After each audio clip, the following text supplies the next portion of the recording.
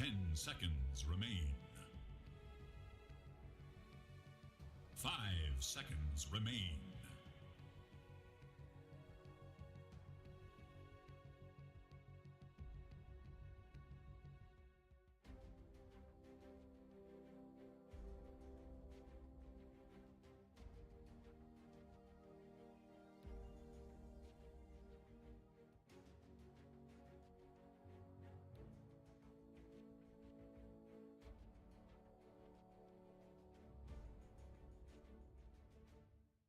Radiant's turn to ban.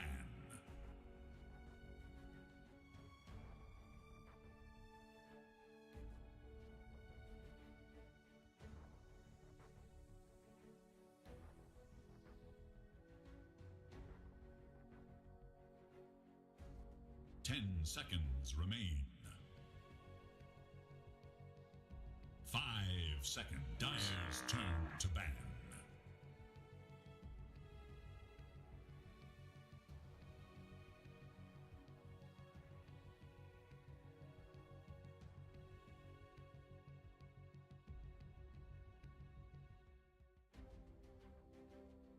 10 seconds.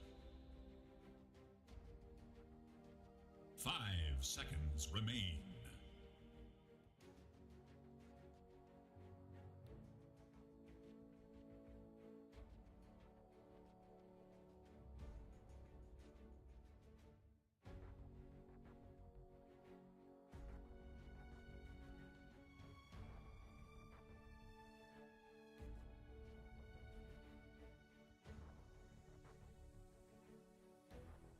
Radiant's turn to ban.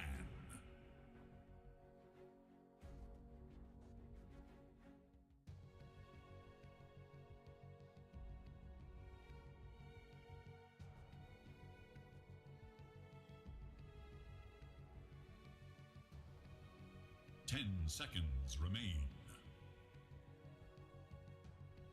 5 seconds.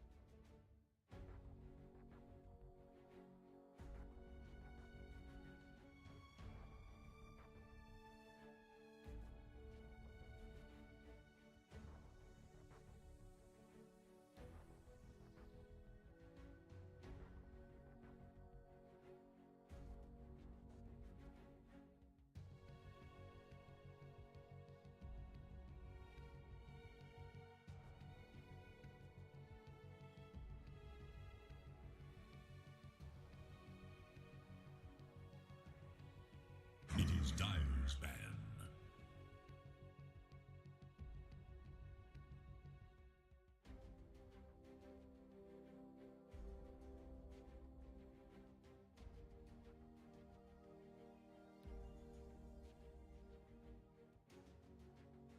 Ten seconds. 5 seconds remain.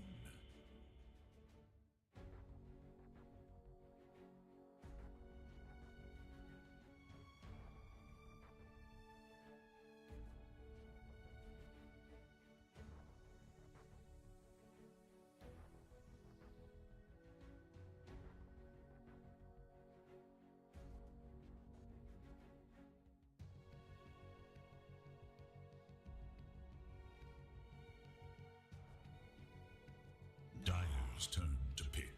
Radiant's turn to pick. Timber Saw!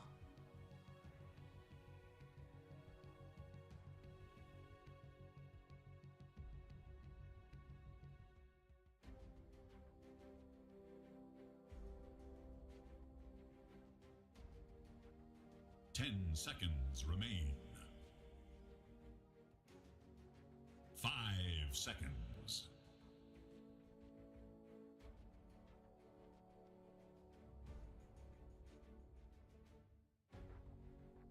Radiant's turn to pick. Templar Assassin.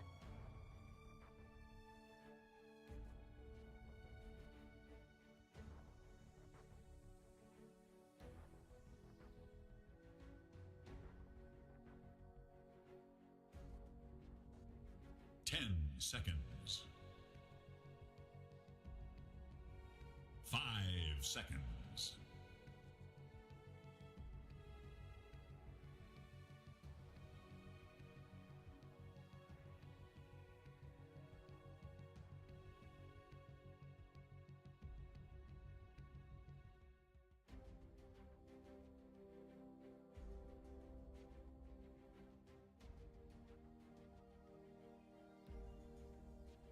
'Dire's turn to pick.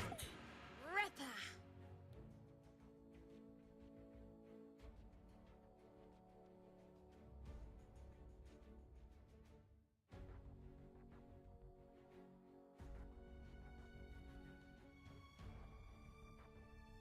10 seconds. 5 seconds remain.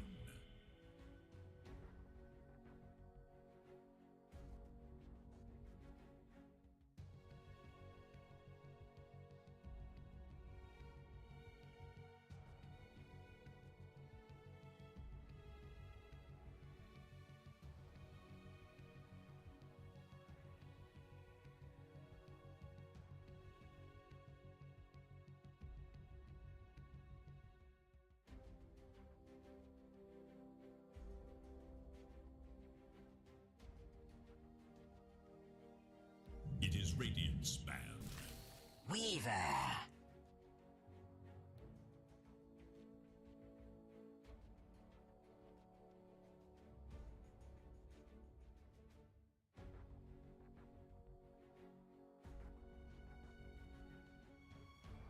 10 seconds remain. 5 seconds.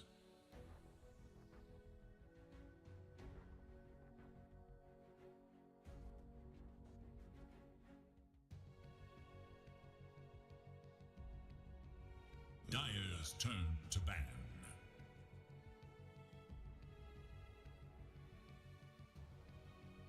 It is Radiant's ban.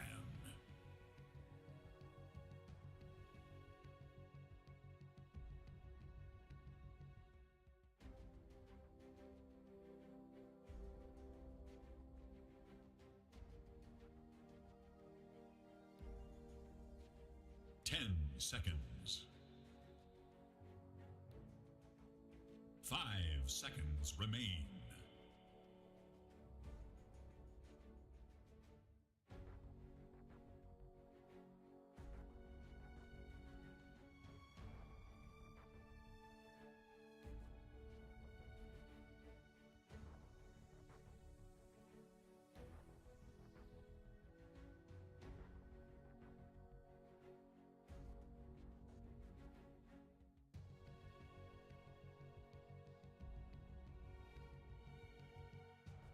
'It is Dire's ban.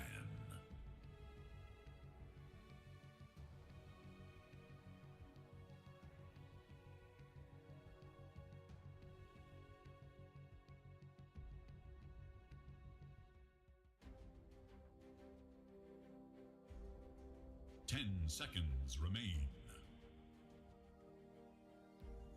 5 seconds. Radiant must choose.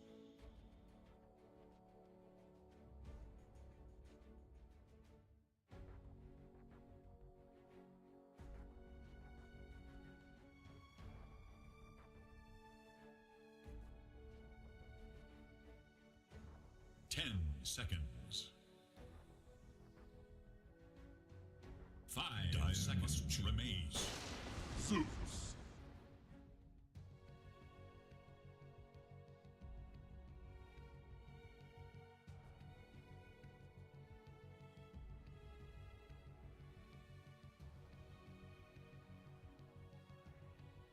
10 seconds remain. 5 seconds remain.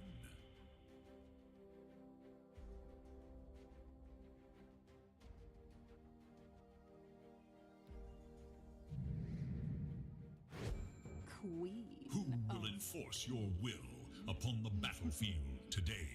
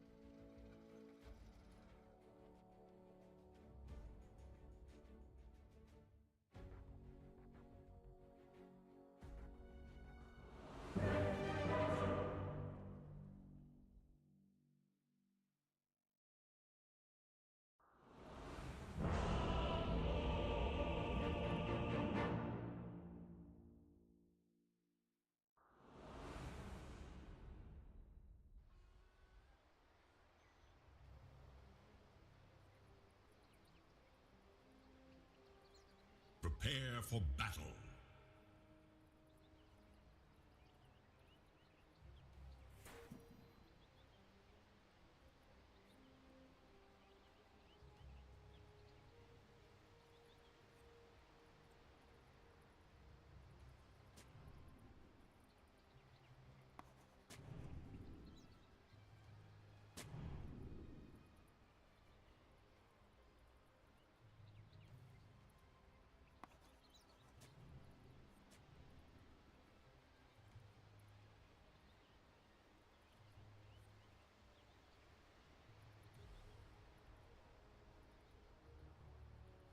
You thought you had me, didn't you? You thought you had me, didn't you? Can you not make yourself better? 30 Even seconds at to a battle. fraction of my best, I outshine you immeasurably.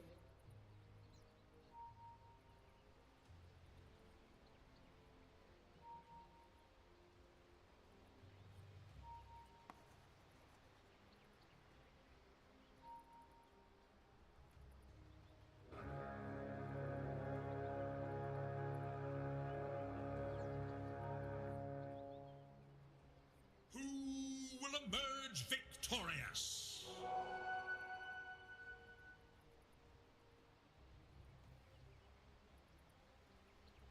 The pattern is complete!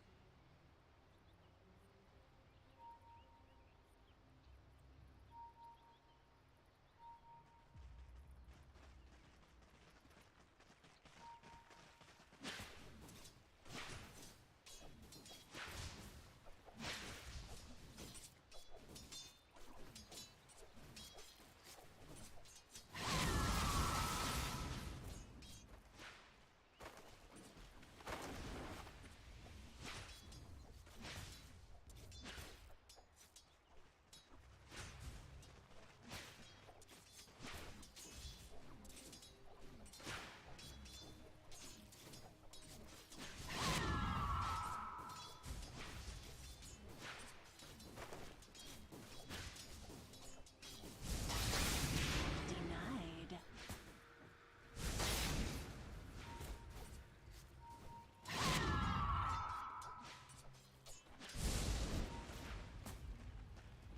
I have visitors right now, so I will be coming back slightly later. I do apologize.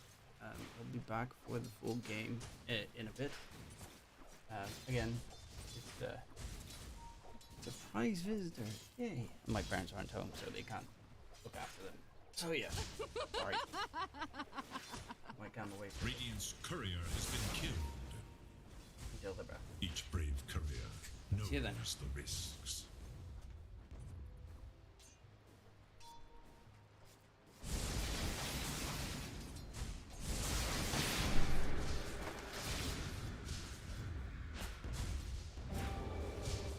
First blood! Oh, friends, go easy. First blood. Just a little. There is little hope for Dire's middle tower.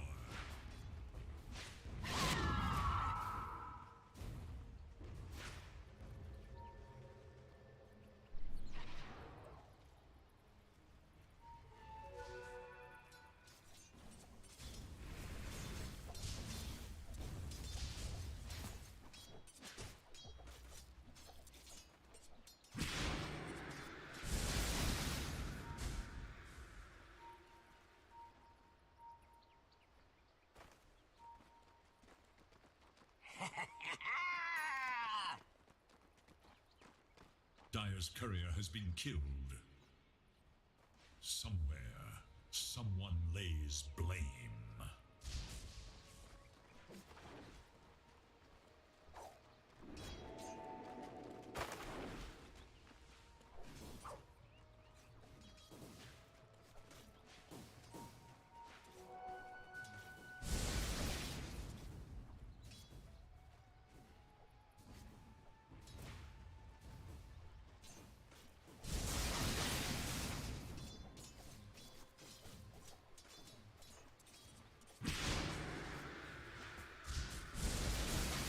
Too bad.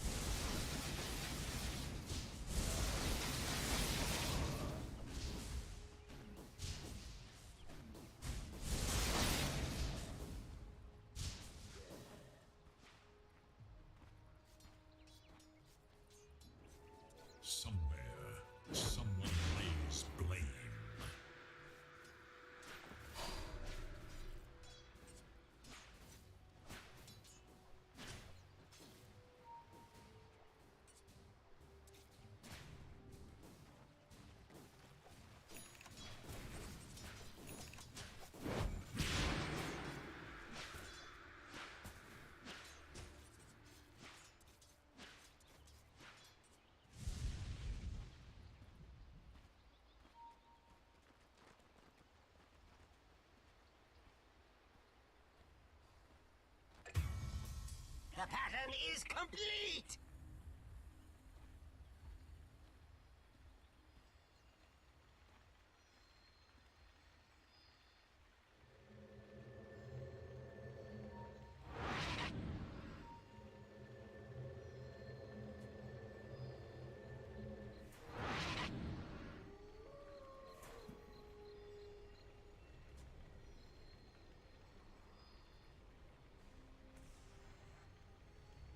My thrift rewarded.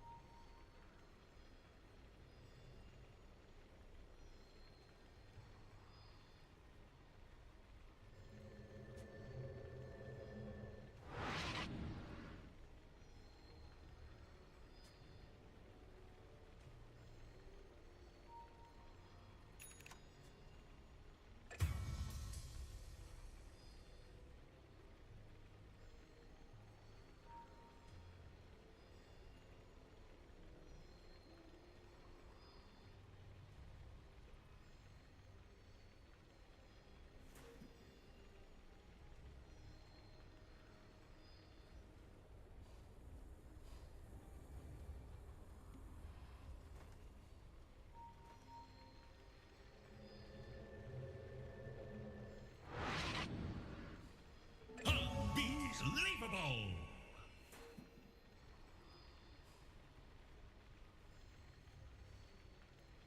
There is little hope for The Radiant's lesson for middle you tower. is never try. Radiant have fortified their structures against attack. Radiant should look to their middle tower. Dire have fortified their structures against attack.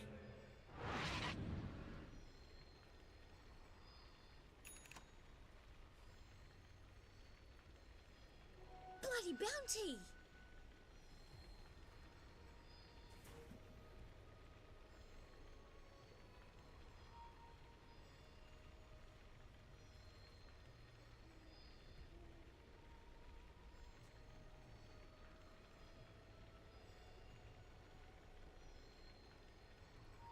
Radiant are scanning for enemies.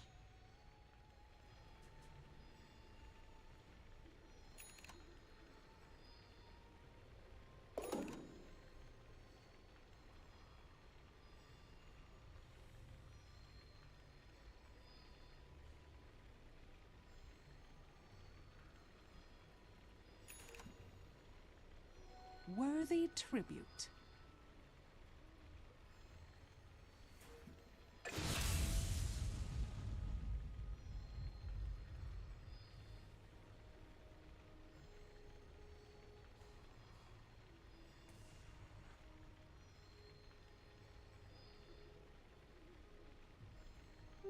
Invisibility.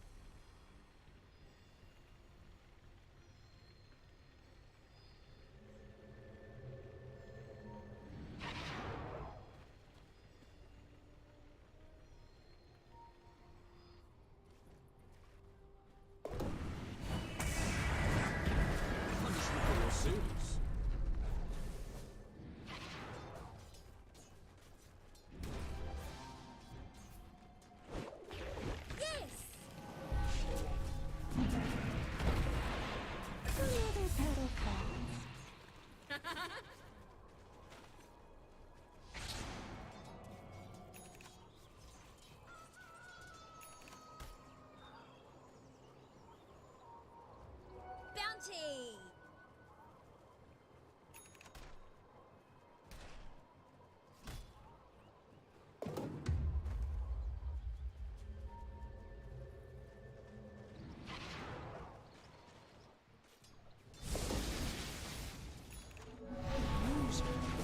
Killing spree. Do suffer, fools.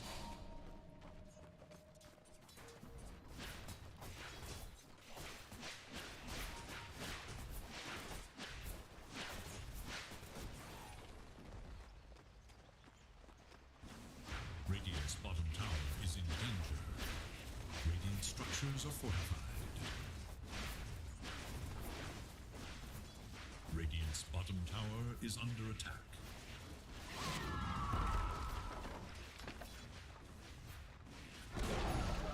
Radiant's bottom tower has fallen. The pattern is complete!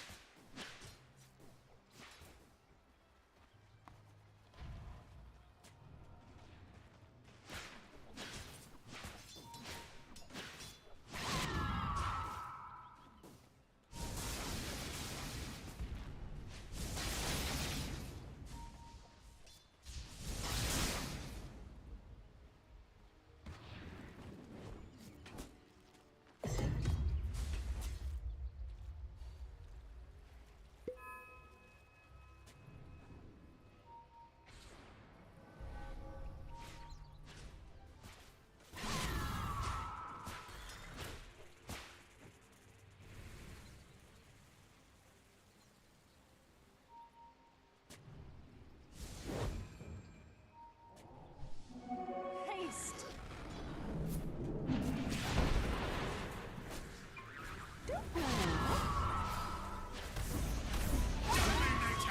Radiant should look to their bottom tower. I scream bloody murder.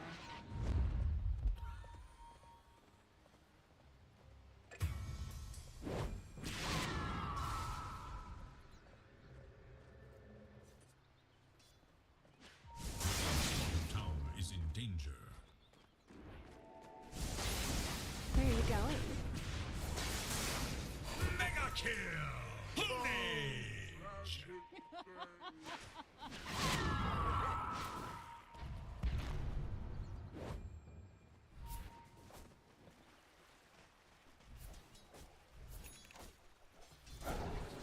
Worthy tribute.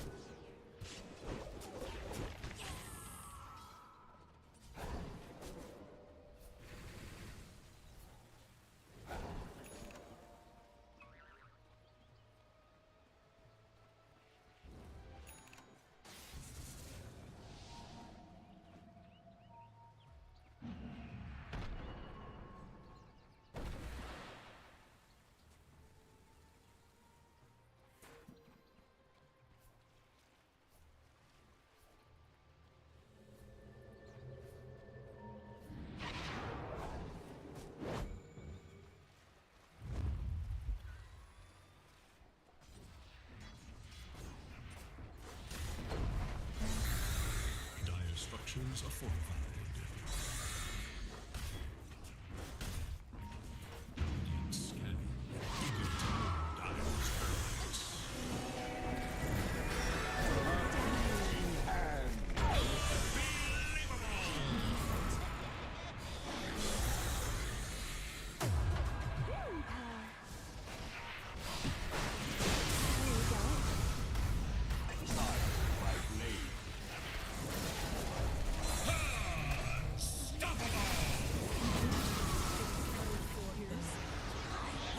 Your fate. Killing spree! I'm your god too. You're a tree hugger.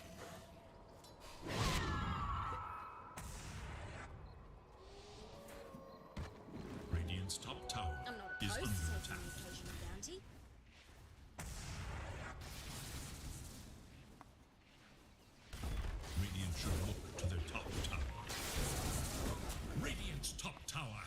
fallen.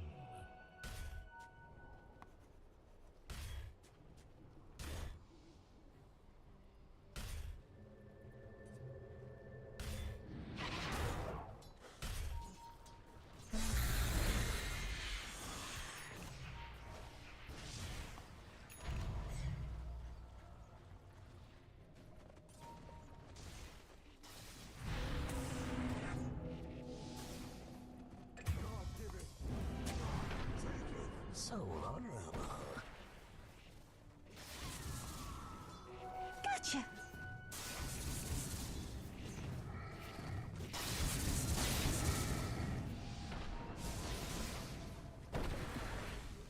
The dire scan, on the hunt for radiant forces.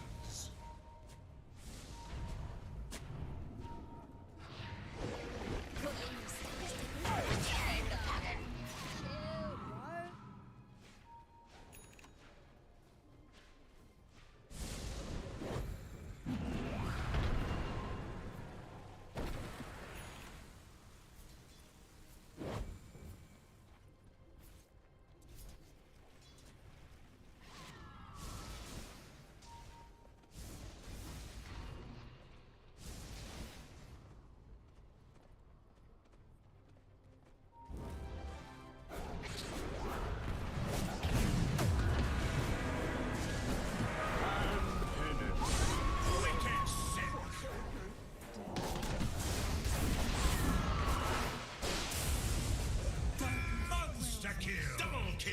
Radiant's courier has been killed. One side's misstep is the other's cunning play.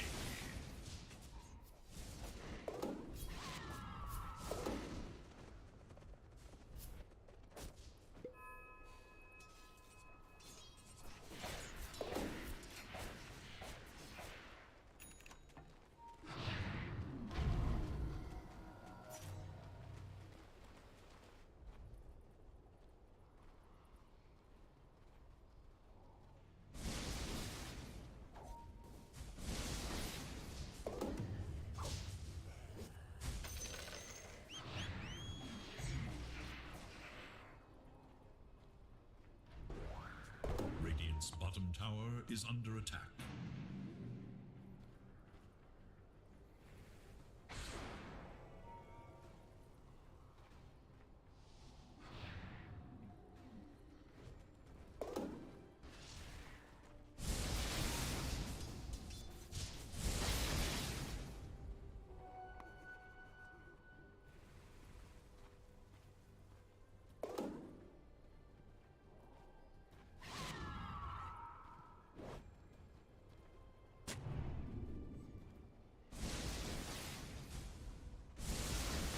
Worthy tribute.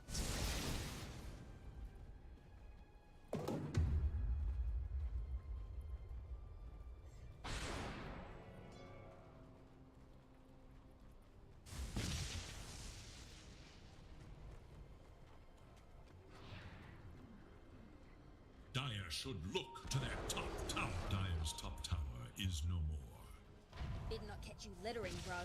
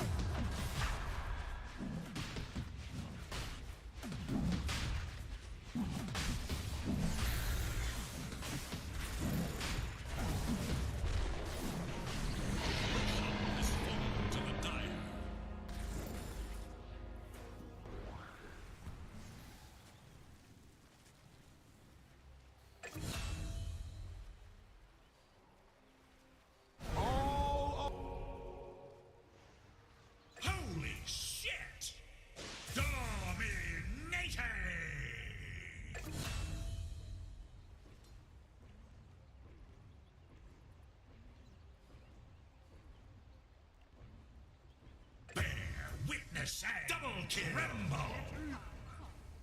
Radiant's top tower is under attack. Dire's bottom tower is under attack. It's more for fun than sport. Dire's bottom tower is under attack. Radiant's top tower is under attack. Radiant structures are fortified. Dire's bottom tower is under attack. Radiant's middle tower is under attack.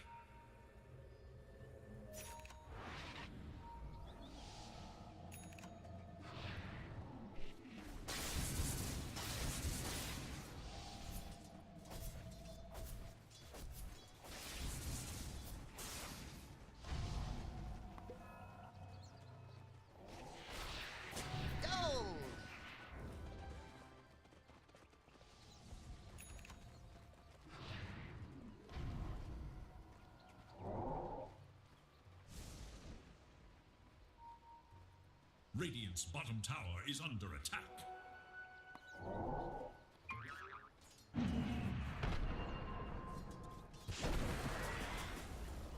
Radiant's bottom tower is no more. Dire's middle tower is under attack.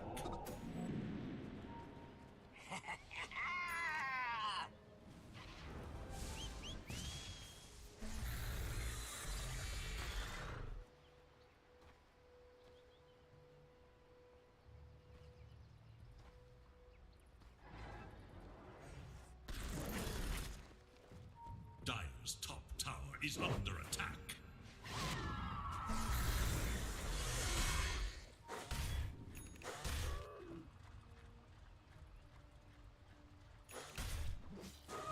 Fit for a queen.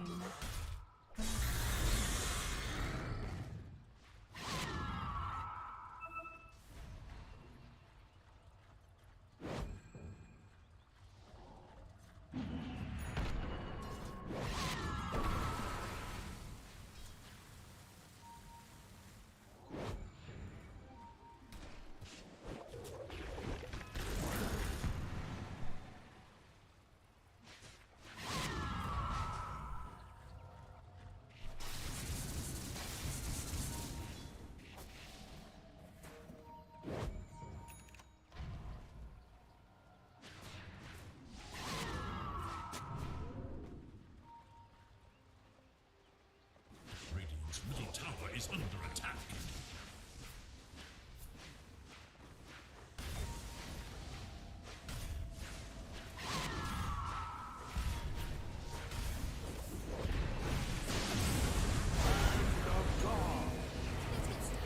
Come get healed. Super easy, eh?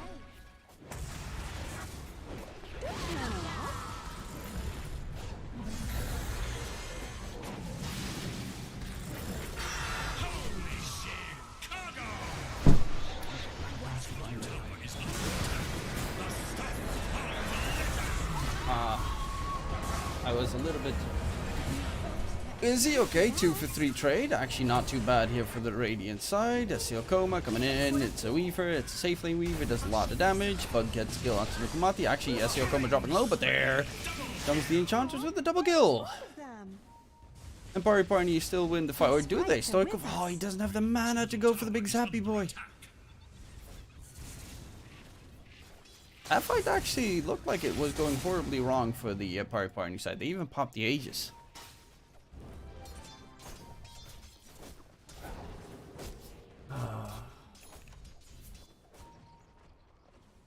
Sorry, I had Radiant's middle tower is under attack.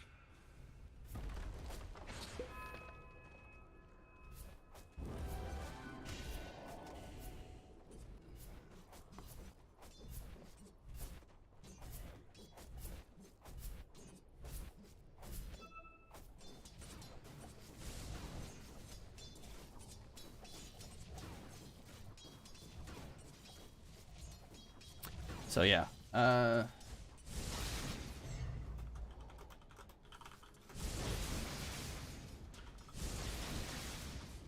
I had unannounced visitors, and my parents weren't home, and it was my aunt and uncle, so I had to pretty much make sure that they had coffee, that they were looked after and stuff.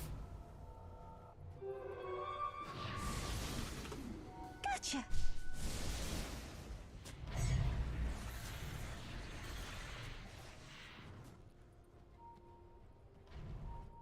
So what did I miss? 26k, 26 minutes, 16k net worth advantage. Palantimos got Deso BKB Dragonlance. Is going for the Daedalus next. Does Pasha have? He's going Scythe of Ice. Stoikov severely underfarmed. A lot of damage coming out, and Blink pops the BKB. Actually, you should get shard for that specific reason, but he pops the BKB so he doesn't die to the Enchantress. Speaking of which, look at that. Hurricane Pike Hyperstone. Wait, does he have a Moonshine? No. That would have been slightly even more nuts. Enchantress pulls for a game in. Pontimol still does a lot of damage if you're not careful. But I guess they're clearing out the areas so they can take Roche.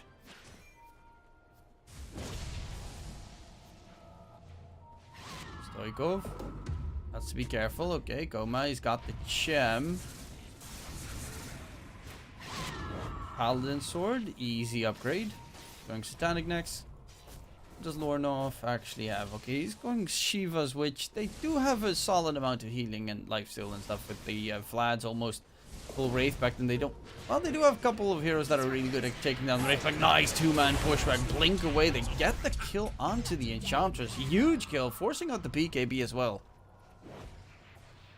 Gives LCL Coma a little bit of breathing room. A little bit of...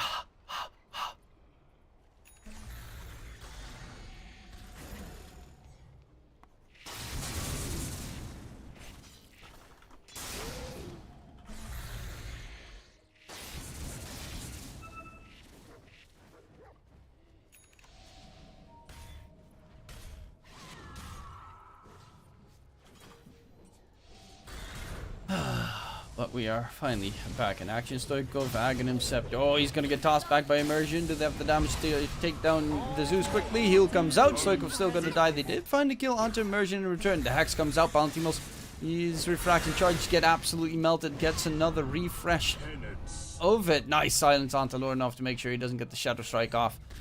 And they gotta be a little bit careful. Barsha's actually going ham here. Mary Y, no way to keep himself going. And the chase from SCL come going for Palantimos. BKB forced out. Sonic Wave blows him up. 3 kills secured. They're even going deep for Nukumati, tanking the tower. Easy peasy. Squeeze the lemon. Party. Completely decimate their opponent's Roche. 2 minutes until it respawns top lane. We do have Blink. He doesn't have his ulti, so that's why he doesn't join. Just yet did buy the shard.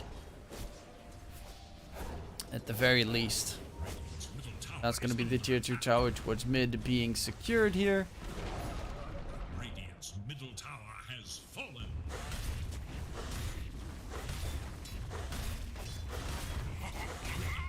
And the high ground push comes in. 21k net with advantage. This is a pretty big advantage. Radiant's middle tower is no more. Radiant's middle barracks are under attack. Radiant's middle barracks has fallen.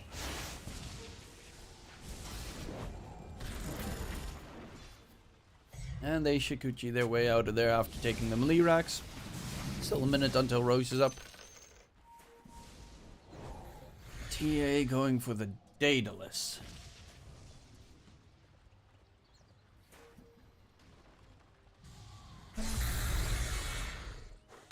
Blink Dag. I love Blink Dag on Timber, so I think it adds a lot of power to it. Actually, Dawn just uses ulti there to get out of a sticky situation.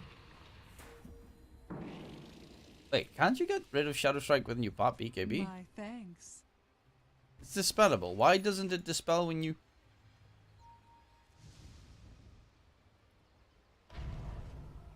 When you do the Starbreaker, it doesn't dispel? Huh. That I didn't actually know. That slightly balances it out a bit more, I guess.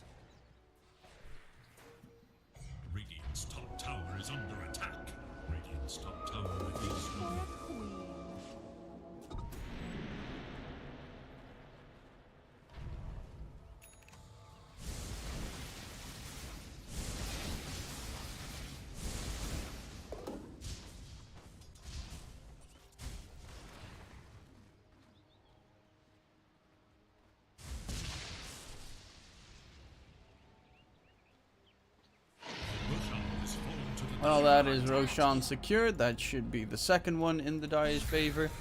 Pop with the shard. Actually, no, the shard was on the timber saw.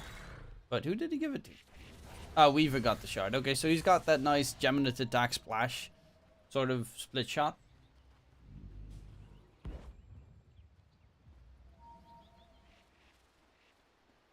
Zeus has enough money to buy his Ags. Needs to be very careful he doesn't get caught right now, and he knows it, so quickly TP's back to base. But with the Weaver, of course, having the Aegis, high ground pushing is a lot more doable. I actually would like to see Timbersaw get the shard just so that he can pop his flamethrower and deal damage to the high ground.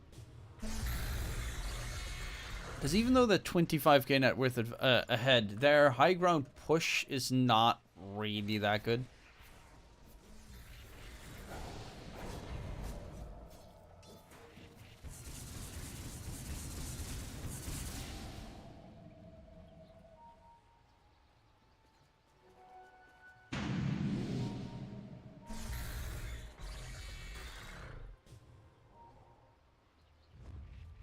Radiant's courier has been slain in cold. Oh, courier dies of the TA. That's a nice lot of money that he is not going to be able to gain. Palantimos needs to be careful. He's standing very far forward. If he gets blink tossed back, he's dead.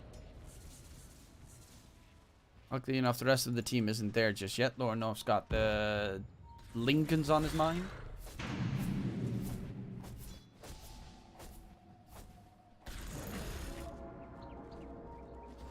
Put on some extra light so you can see my shiny face. There we go, shiny face in my Lion King shirt. Yukumati gets cracked. That is it's not the best target to kill. That one is though. Stoikov, if he falls, would be huge. Immersion gets himself out of there, and Stoikov should not be able to reach him. Killing spree, double kill for Basha. He just needs to get himself some refraction charges. So he needs to make sure that the Weaver does not kill off the creep wave. Which of course LCL Koma's not going to listen to. Yep. Oh no, he is. Oh, that's a good teammate right there. Actually, they're going to go in on to Blink instead. He does have BKB, but that damage from the ENG. Oh my lord. No buyback available for Blink. They're going deep. Pantimo signs up as well. Forced to pop the BKB. Does still have refraction available. And is going to turn his attention to SCL Coma, but Sonic Wave gets rid of the TA. No buyback available. Mary Y. You cannot do anything. SCL Coma with the time lapse gets himself going. That's a 34k net with advantage in 35 minutes. GG gets called. That is game number 1 going in favor of Pari Parni.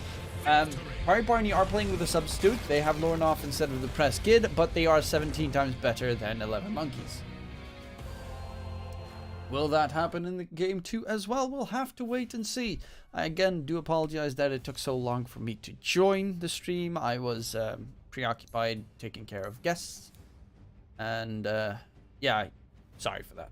I will be back for game number 2 after a short break. We'll be right back. See you then. Big love.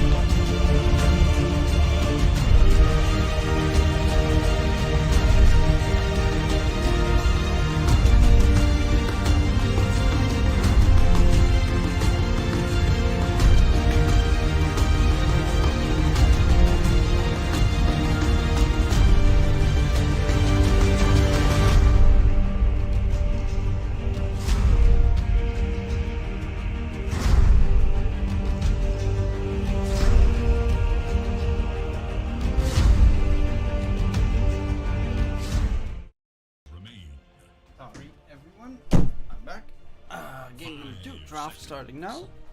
Well, we already have a couple of picks. Dawnbreaker plus Enigma for 11 Monkeys versus the Marcion Pirate Barney. Last game it was Blink playing Dawn, but I assume Blink's going to be playing the Enigma this game around, so... Yeah, no, that's kind of it. I just expect that to be the case.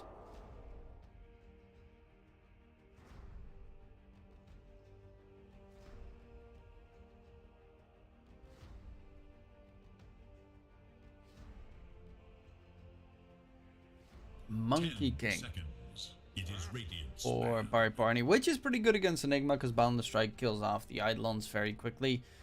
During the laning stage, you can heal up as well once you get the Jingle Mastery stacks going. Probably looking more like a safe lane monkey. It also does have downsides against Enigma and Dawn because they can very easily cut down a lot of trees. So as a safe lane monkey, you gotta be careful. But SCL Coma likes playing as monkey. Would assume it's gonna be another Immersion Marcy this game, just because. 10 seconds remain. 5 seconds remain.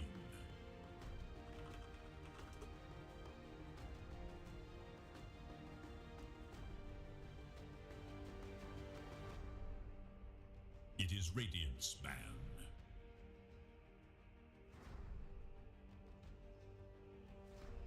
And currently, as previously mentioned last game, they are playing with a substitute on the Pirate Barney side. They're playing with Depressed Kid, actually, they're playing with Depressed Kid again. Never mind, they're not playing with the substitute. He actually came back. Okay, so now they have the full roster again. Dire's turn to ban.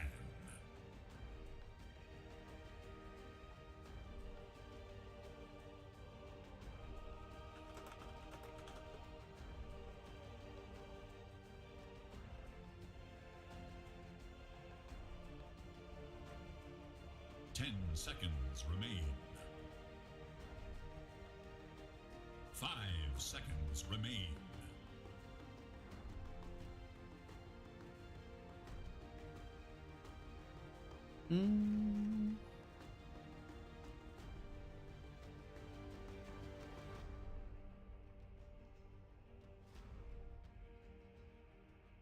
Radiant's turn to ban.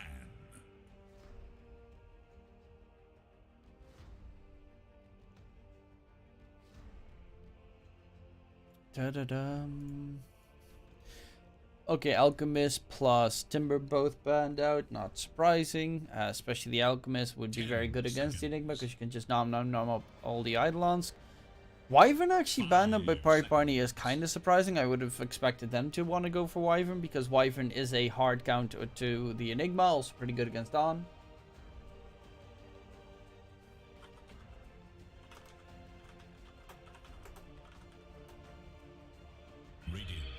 Choose.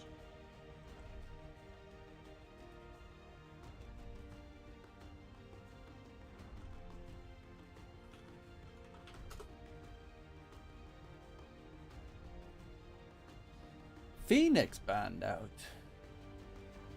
Phoenix is always pretty neat. A lot of healing coming out. Speaking of healing, we have Dazzle added for 11 Monkeys. Probably, I would assume it's in Dazzle 5 Dawn for Enigma offlane currently. Dazzle does have good Eidolon heal bomb, but Eidolons are not necessarily the best for heal bombing. 10 seconds. Plus for Dazzle is of course the fact that you can save your allies. 5 seconds remain. With the Dawn as well, you have the spell healing amplification from a Shallow Grave. You add the Dawn's ulti, you're pretty much back to full HP in no time. That's the BA Uti. That big wombo combo.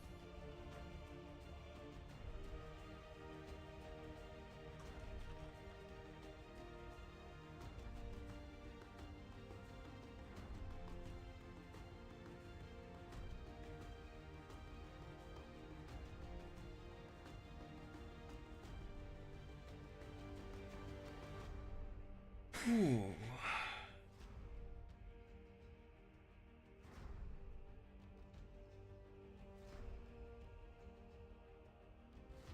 Dire's turn to pick.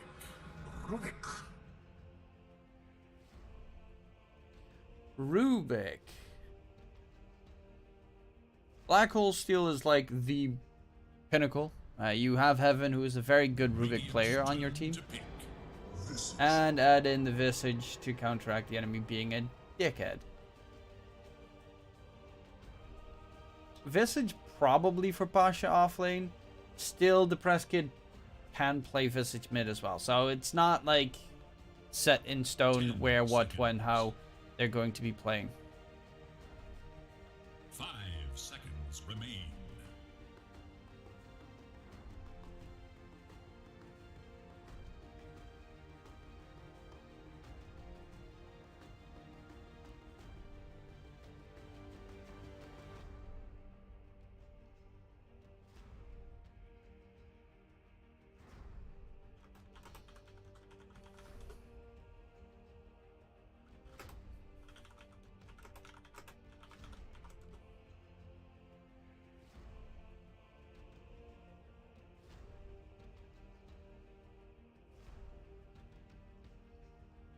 It is Dyer's ban.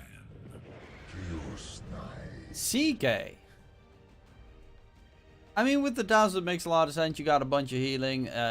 You also do the old crack-a-doodle on the enemy's face. Pretty lengthy stun on top. Shadow heal bomb with the 10 seconds remain. his army, his illusionary army. 5 seconds. It's pretty good. It's actually really good. I do like the lineup of 11 monkeys right now. I do think that skill-wise, Perry Barney has them beat by a pretty wide gap. But I don't mind the draft of the Radiant right now.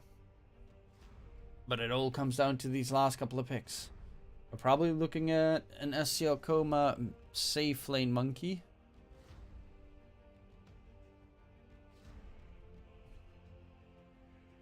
Which is okay against the CK because of the Boundless Strike being AoE and the likes, but It is Radiant's ban. it also has the tendency of being super squishy, so if the CK gets a stun on you and jumps you, you just get evaporated. We just, we'll have to say ta-ta.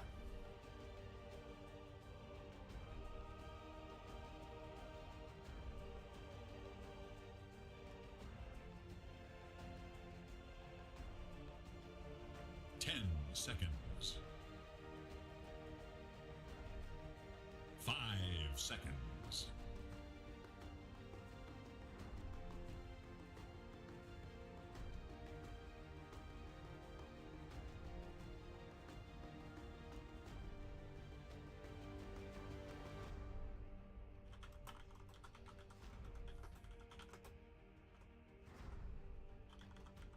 Radiant's turn to ban.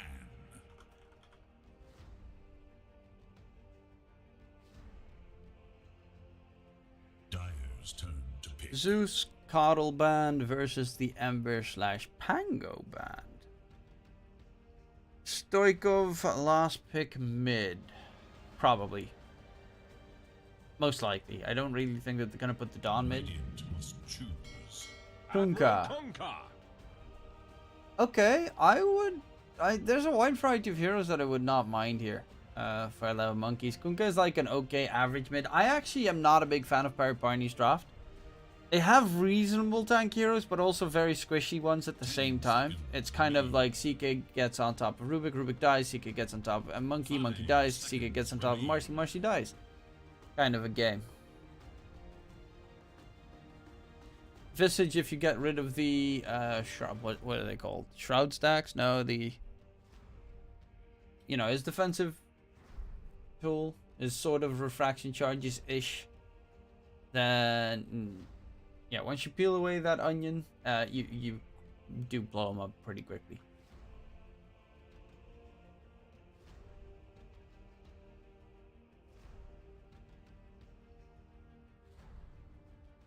And 11 monkeys, so they're just going to go for the hard counter to the Kunkka in mid. I think Quap's not a bad choice here, in all honesty. Another one that springs to mind would be the Void Spirit. That's okay. I mean, you'd lose the mid lane probably against the Kunkka, but you'd be able to dodge the X mark combo almost always. Gonna be 11 monkey storm spirits. Go on the backline jump. Rubik doesn't have good spells to steal from you. You can hunt the monkey pretty easily. I'm digging 11 monkeys' draft here. So I'm gonna go on that 11 monkeys train. Chooka chooka chooka doot doot.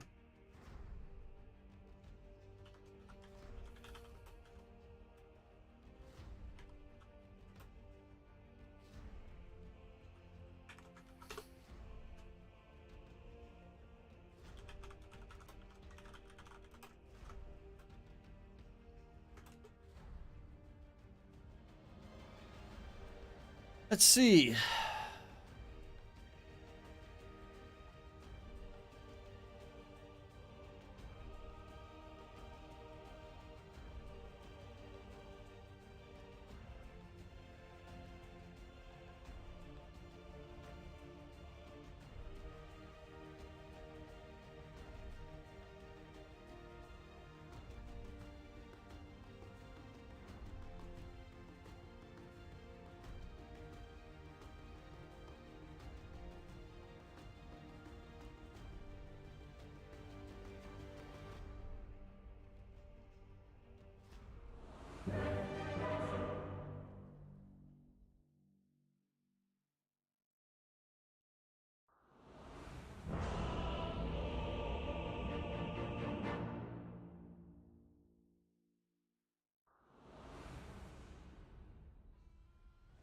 You were beneath me.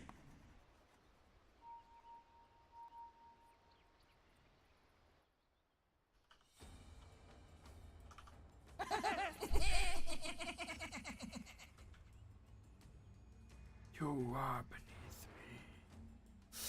Oh, we got ourselves a big old stormy boy, a Enigma Dazzle CK, and an immediate pause because that's the way that Dota works these days. You pause it at the start of the game because no one else has anything better to do in their lives. Just kidding, just kidding. Only a bit salty.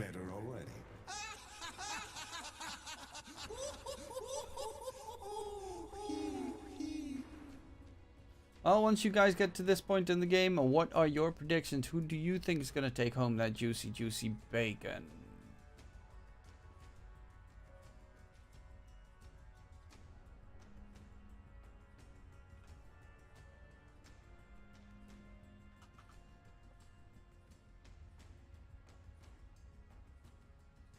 This is just a scary hero. Opasha has had some pretty tough lanes lately. Mid lane matchup. Storm versus Kunkka. You kind of really don't care about Kunkka for the most part as a Storm. Of course, you can have like the lucky torrent hit and stuff, but most of the time you should be able to successfully dodge his combo.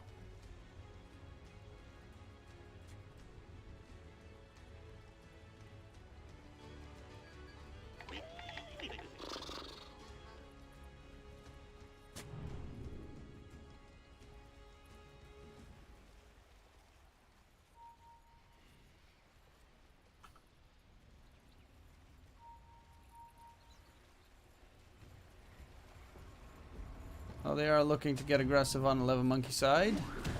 On the strike in, Palantimos, lot of damage, gets his stun off. Marcy dropping low, that might be first blood, but Palantimos is the one that dies first. Nukamati chasing for more. He's the second one down, and they finally get the kill. But 11 monkeys, they're taking a fight against a Visage, which is almost suicide at the start of the game.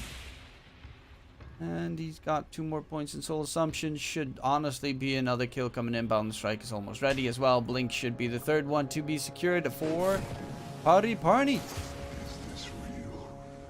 And Immersion gets that kill secured. 1 kill, 2 assists for him. We all got the kills. Pasha, Siokoma, and Immersion got a kill each. Well, that's a great way to start it off. It should be a 2-for-2 bounty run trade immediately afterwards. But starting your laning stage up that way is, well, close to perfect.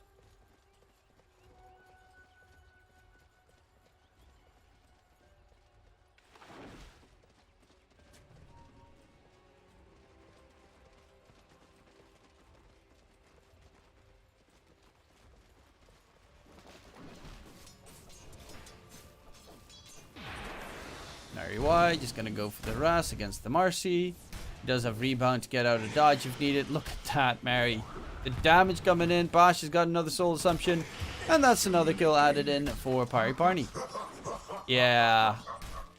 The problem playing against the Visage is you kinda can't go for trade wars.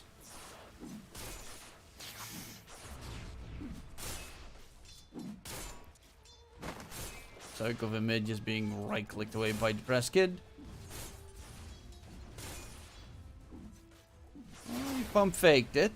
He thought he could be sneaky with that torrent usage.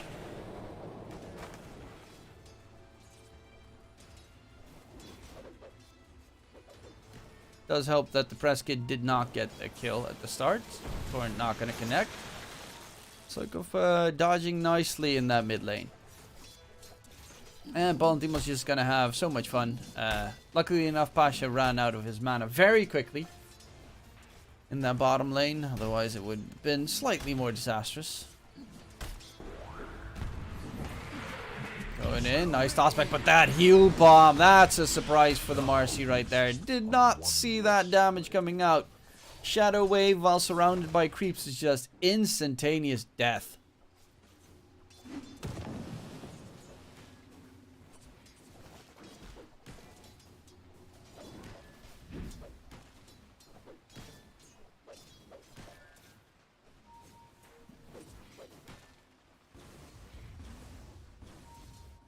Creeping up, Stoikov in trouble, gets tossed back onto the breast kid. He goes.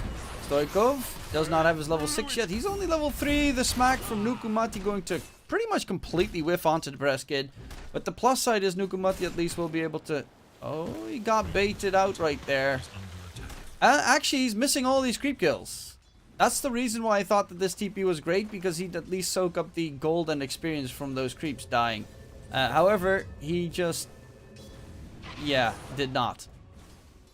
Just slightly unfortunate. Stoikov. That death really did him dirty. Mary is trying to catch up to the Marcy. Maybe slow him down. Be a nuisance. It's going to be the bounty room picked up. Mary, can he pick it up? Yes, he can. Suck it. Oh, by the way, I didn't even realize that it's immersion playing the position 5 Rubik. Which, honestly, if you're laning with the Monkey King, is pretty a-okay. Probably better as well to have the Marcy with the Visage, so that you can have a bit more playmaking on the Marcy with rotations and such, as you saw in mid. Oh, they're actually going in onto Palantimos. Mary does have level 2 heal bomb, so always got to be fearful, and Palantimos can heal up nicely with the Chaos Strike. Does need a little bit of extra space to make that happen. Pretty much Pasha needs to be bullied out, but oh my lord, that damage right there. Heal bombs and coming through. Stun in, though this time it might be the death of Mary. Mary had a little lamb, and that lamb got brought to the slaughter.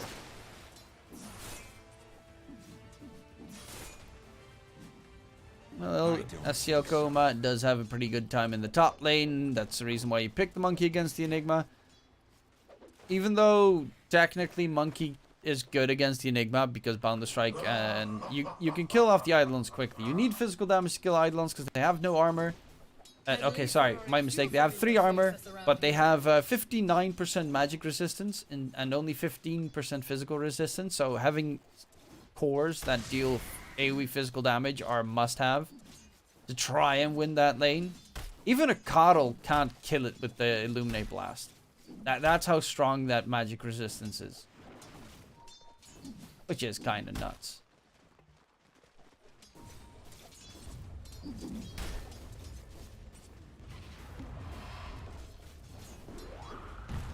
Valentimos getting harassed, taking a lot of damage. Again, continuing with the Soul Assumption. And Mary Y coming to say hi, keeping Valentimos alive. Or keeping him going as much as possible. Pasha does have 3 kills, so that's where all of his gold came from. Because his last hitting has not been super successful. That should help.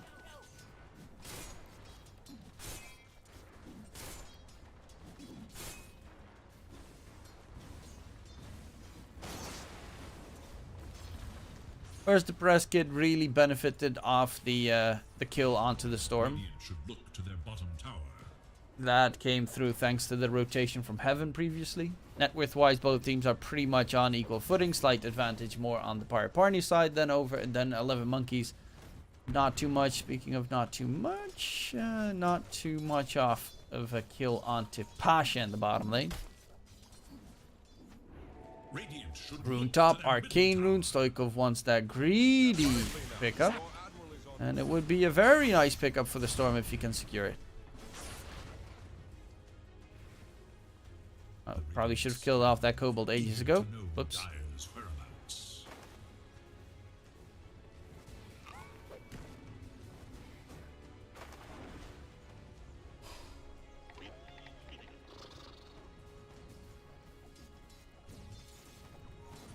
Of course, Black Hole is going to be a very scary thing to use this game because it can easily be stolen by immersion.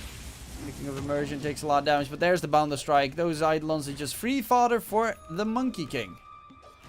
And immersion is just going to be Gucci for now. There, you did see a lot of damage coming out. Plus the fact that it's a 5 position Rubik means he does slightly less steals, I guess, because he should be a little bit lower on the farm prio to get like a Blink Aether.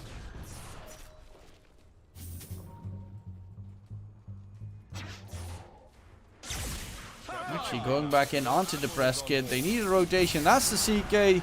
In comes Palantimos. Do they have the damage? With the rotation from the Dazzle as well. Press kid, movement speed. This is still broken. 45% movement speed increase.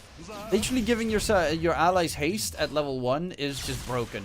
And Soikov's going to go in. He makes sure that he at least secures that kill. Was looking to continue onto the press kid there.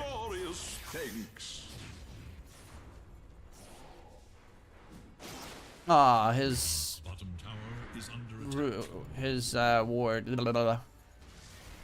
Fuck. What's it called? Clarity got removed. I could not think of the word for the love of God. Blink still not level 6. Very close to level 6 though, so you gotta be careful. 11 experience to go. And again, SEO Coma, Jingu Mastery, Boundless Strike, easy kill all the all the Eidolons. Immersion actually gets those last two, so you can get a little bit of extra farm added in. SEO Coma, he's going for the Maelstrom build. I like that a lot more than going for like the BKB build, which some of them tend to do. Mary Y gets whipped out. Soikov walking back to base. 2k net worth lead for Pari Parney. Is in danger. The radiant glyph is now active. And it ain't looking too bad here for the Pari Parney side. Radiant's bottom tower is under attack. Bottom tower is no more.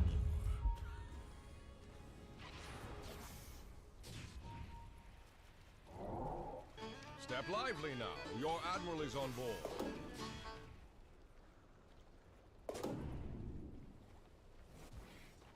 I'm going for a gang fight top lane. Prescott does have Ghost Ship, lift up, drag back Enigma. He does have Black Hole, but can he even get it off? Wukong's command comes down. Blink, Shallow Graved. Mary just loses half his HP in a second. They even get tossed back. Stoikov trying to get some damage in. They will find one kill in trade, but in the meantime, Monkey got a double. Great Wukong's play coming out in that top lane. And good control. Stoikov is looking if he can get a freebie. And he's going to go for the Press Kid, who doesn't have the run buff anymore. But do they have the damage to take him down? Nukumati with the stun up on top. SEO going about the strike, though. The Press Kid's still not dead. Even has a Fairy Fire for good measure. And Stoikov is just going to zip out of there. Should be fine. And you can really see that, 1500 HP Kunkka with 11 armor is very hard to kill. Is under attack. Double bracers and phase boots, and he is already a stupidly big tank. Bottom tier 1 in the meantime got pushed out by Pasha. Slowly but surely it's looking a little bit on the rougher side. The rune did spawn, but it was bottom. The arcane rune. Stoikov, is he going to go for the big zip? Or is he going to let it go to the Marcy? Big zip. Went too late on that move there, Stoikov. Too slow.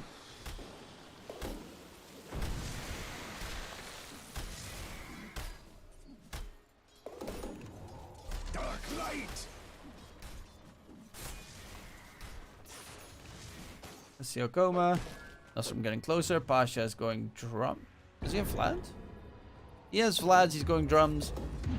And yeah, that's... Yeah, he boots bearing probably later down the line as well. They do have level 6 on Dawn, so they have the big fat healing ulti. Alright, now they need to kind of get kills.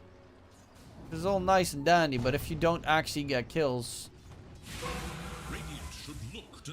then you're not really ahead.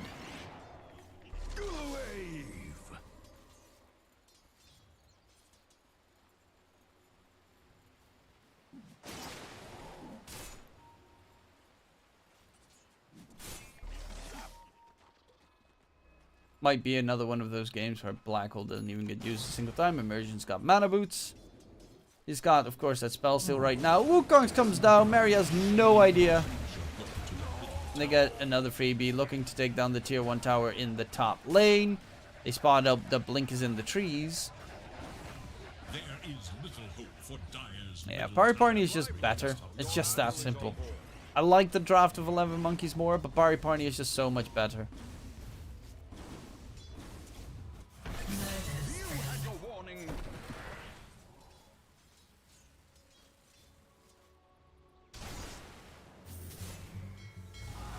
Go ship onto Nukumati. Misses actually the connection. Bit of a whiff from the press kid. Gets stunned up. Stoikov has a drag back as well. He is still stupidly tanky. He's going for the Orchid as well. Lift up, control. Stoikov wants to continue. Mary does have Shallow Grave.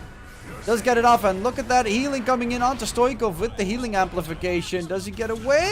It's unlikely. He's going to get taken down by the Marcy Heaven. Big rotation. Immersion gets the kill onto Nukumati as well. And in comes the Visage from Pasha. Hello, goodbye, Tata Huzzah. They get the kill onto the Kunkka, but it takes so long that a 3-man rotation towards mid is going to be able to catch you out.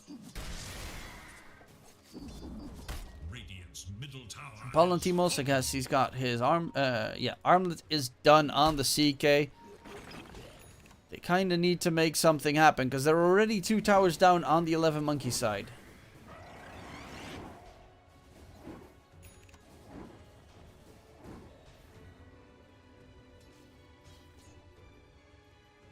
Oh, this'll work.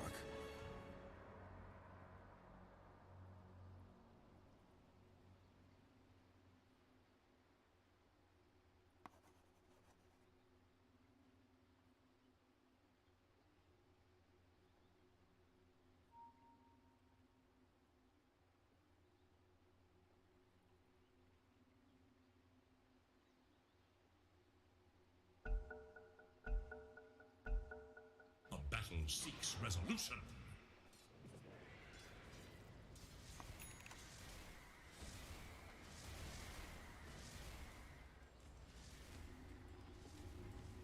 Dire's top tower is in danger. Are scanning for enemies. The Dire glyph is now active. Dire's top tower is under attack.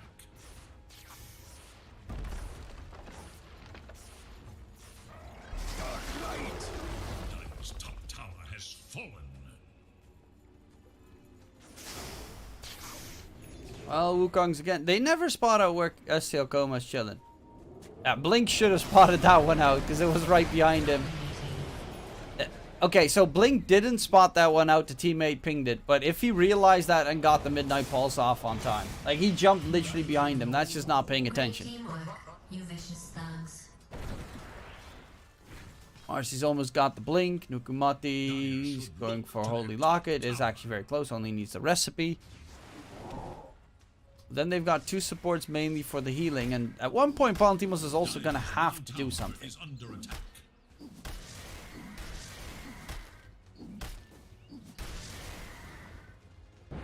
Pasha top net worth going Ags.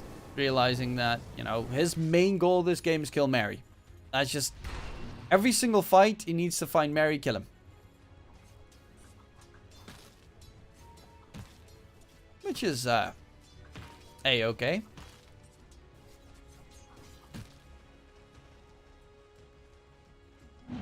Haste!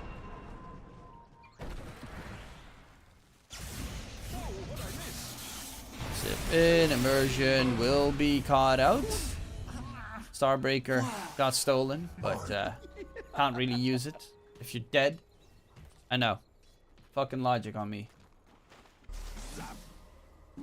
Isn't there CSGO Road to Rio matches later today? Should I cast Road to Rio today?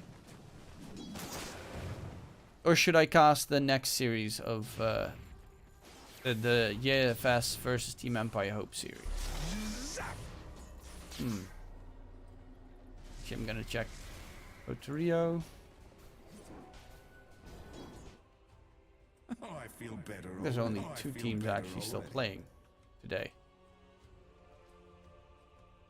Monte versus Fnatic, and K23 versus Fours. Ooh, what's the new Fours lineup? Oh, still the same. K23 XC power. He do be sexy. A doodle for the ages.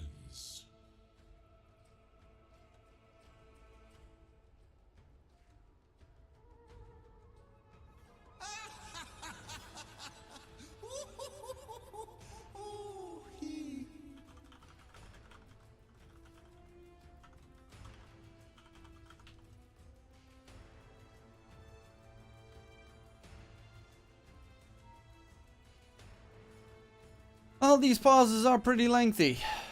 Bit too lengthy for my taste.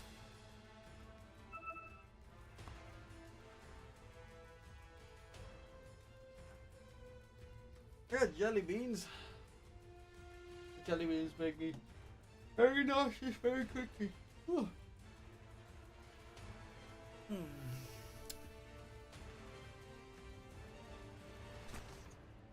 So I just paid my taxes for the year. Back to being ultimate broke. He's got the Orchid on the Press Kid, so very good count to the Storm. Also okay versus the Enigma, because of course Enigma does not have a BKB just yet, and it's not going to have one for a very long time.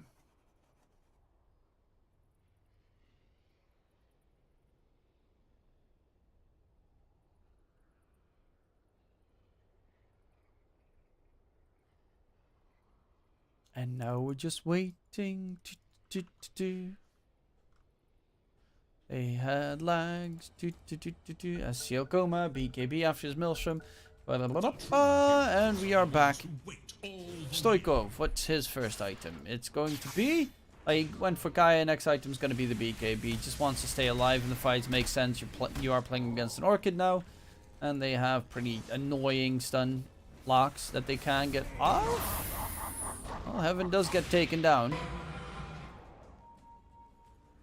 Immersion does not steal the greatest spell. Static Remnant, it's okay. It does give you, like, good farming tools, at least on a Rubik.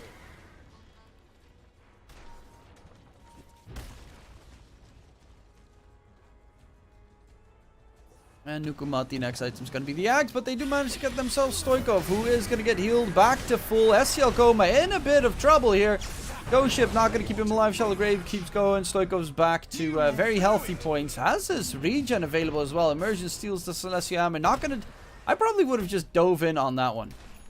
That is a pretty big kill, killing off the Monkey King. They smoke up. You got a lot of healing on the 11 Monkeys side that you have to be wary of. The Dazzle. The Dawnbreaker, who does have that Holy Locket, now finished up as well. They're heading up top, and they smoke it. They scan it. They know it. Pasha is going to be the bigger target, though, and that's the one that they're trying to jump, though. The Visage Familiars are very annoying. CK Illusions get summoned, but Pasha gets dragged back, taken down quickly. And the Visage Familiars actually got re-summoned, and then are now kind of stuck. Wukong's command comes down. The mana's looking pretty grim for 11 Monkeys. Stoikov Mary Shallow Graves himself instead of Shallow Graving Stoikov. I don't know how I feel about that. Control. Palantimos is going to go in for the Marcy. Blink does still have himself a black hole.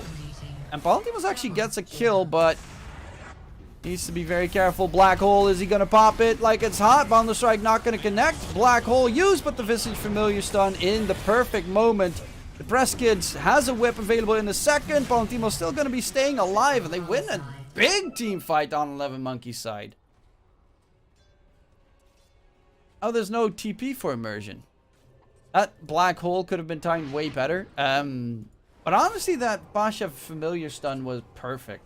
He saw that the black hole was first being pump faked, and then afterwards he threw it out, and that Visage familiar stun came superbly well.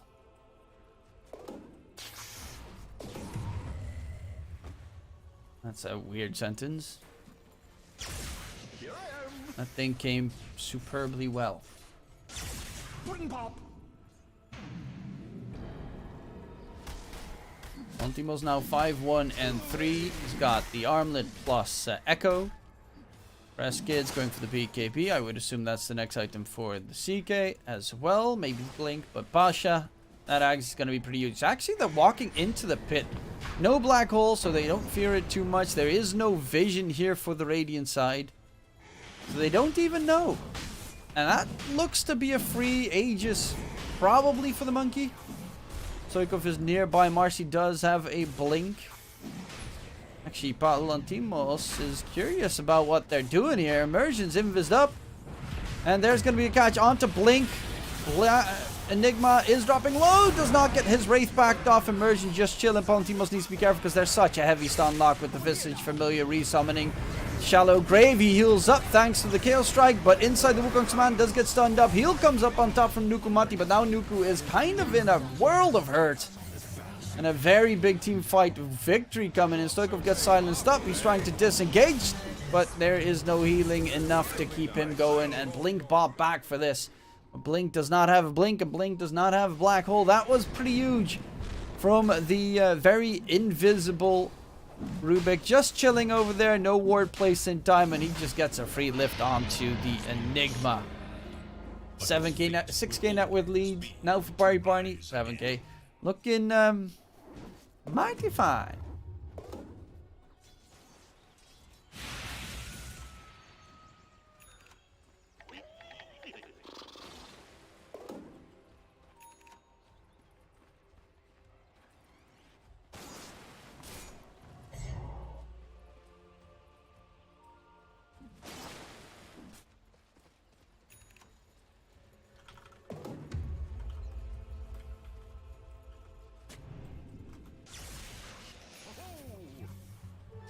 Double damage.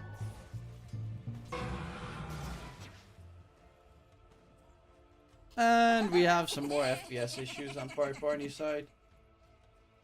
Struggle, struggle, struggle. Oh, oh.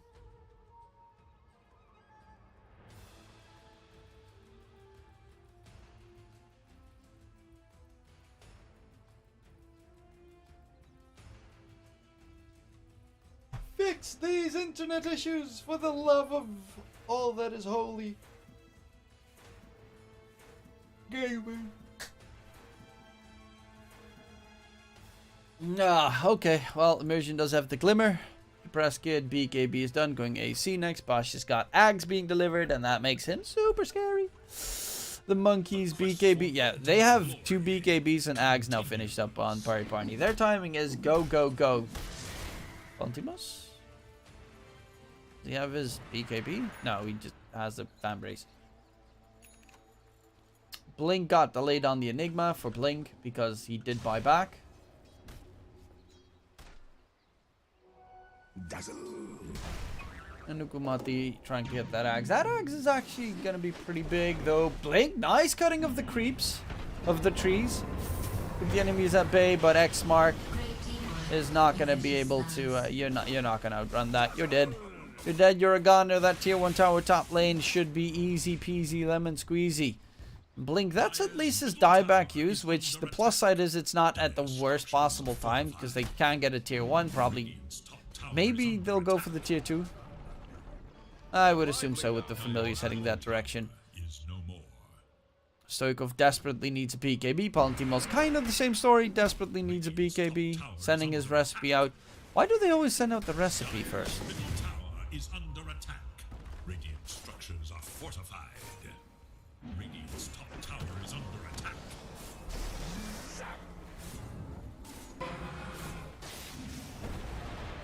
Radiant's top tower has fallen. Dire's middle tower is under attack.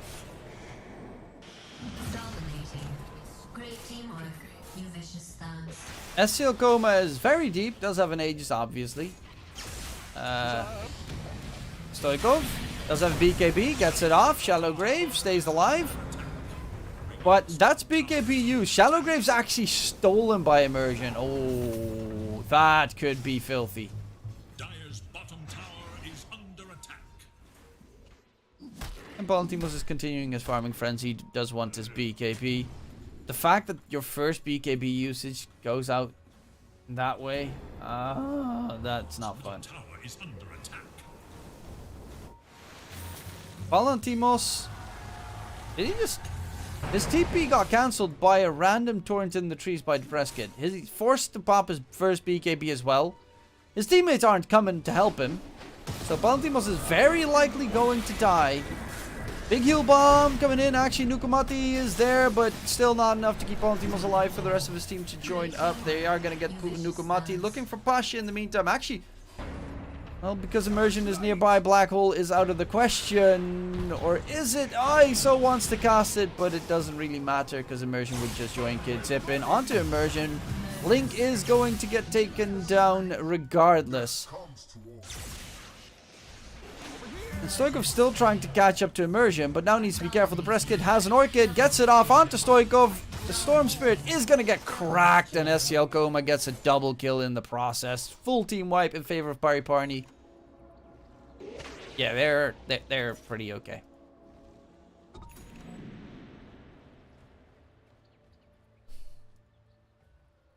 AC is almost already done. RC is close to... actually has enough to finish up the Aether. What's the Visage got? Visage going Shard, keep himself alive. With the Great Keeper's Cloak, has the Wraith back, Drums, Tranquils. Nukumati's Ags is slowly getting there. The Ags is not going to win you a fight. It's going to sustain you a fight. But if you're still fighting in the Wukongs, you still get cracked. Gembot on Immersion. Now they're going to get rid of all the vision that 11 monkeys have. Speaking of which, they do smoke up. Palantimos in the front. Does not have a blink yet.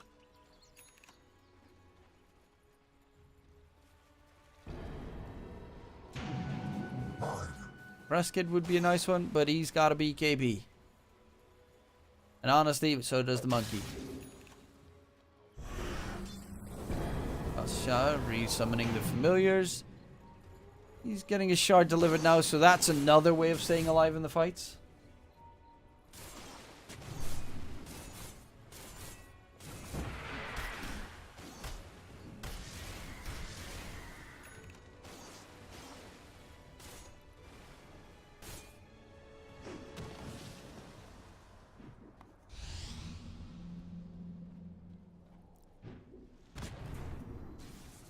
Visage with Ags is kind of super scary, especially as a support, because he always just comes out from randomly from the trees and just destroys you.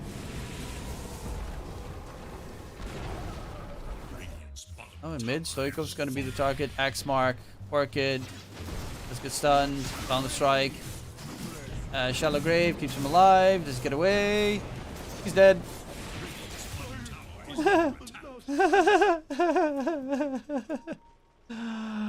Oh, that's funny. Bottom lane, tier 1 tower, tier 3 tower just blown to smithereens. Toss back onto Palantimos. CK 1 stun, make that 2 stun, make that 3 stun, make that 4. Palantimos does have a BKB from the trees. It's the Wukongs coming on top of Blink. Shallow Grave used as well. Chasing for more, get rid of the Enigma, so no Black Hole will be used, but Blink staying alive with the heal bomb from Nukumati coming into play. They're keeping them at bay, get the full set of racks and walk away. Easy does it, mum's the word, Pari. Honestly, they're playing in the lower bracket. I still don't get why the odds were 1.5 for Pari to win. They were 1.57 for Pari to win the series. I don't get those odds. 11 Monkeys has lost like everything. And Pari, yes, they're playing in the lower bracket, but they're definitely not a low bracket kind of team.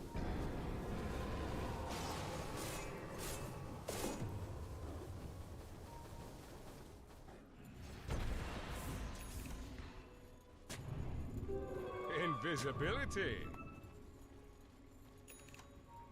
Invisibility.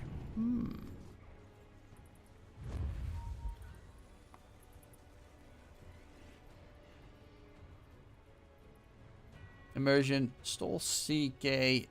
Chaos Bolt. Kumati. Ooh. Immersion. You should get Shard so he gets the extra range as well on the CK Bolt. Zipping. Going for Immersion. If he dies, it does open an avenue to go for Black Hole. But they need to kill off Immersion, and the Glimmer keeps him going. Blink does have a Blink. Black Hole gets it off onto only the Kunkka. Inside the Wukong's command. Kunkka's going to be just fine. They're chasing for more, and that is a disastrous team fight, I might add. I would assume 11 Monkeys. There's going to be the GG out. Yeah, that was a not too shabby team fight for Party. Walk up the high ground. Pasha is going to get themselves the Megas at the very least. GG gets called. That is Party taking the series 2-0. Didn't really watch game 1 that well. Again, I apologize for that. But game 2 was just such a one-sided smackdown for the Party's favor. Big props, big D's, big flex on their part.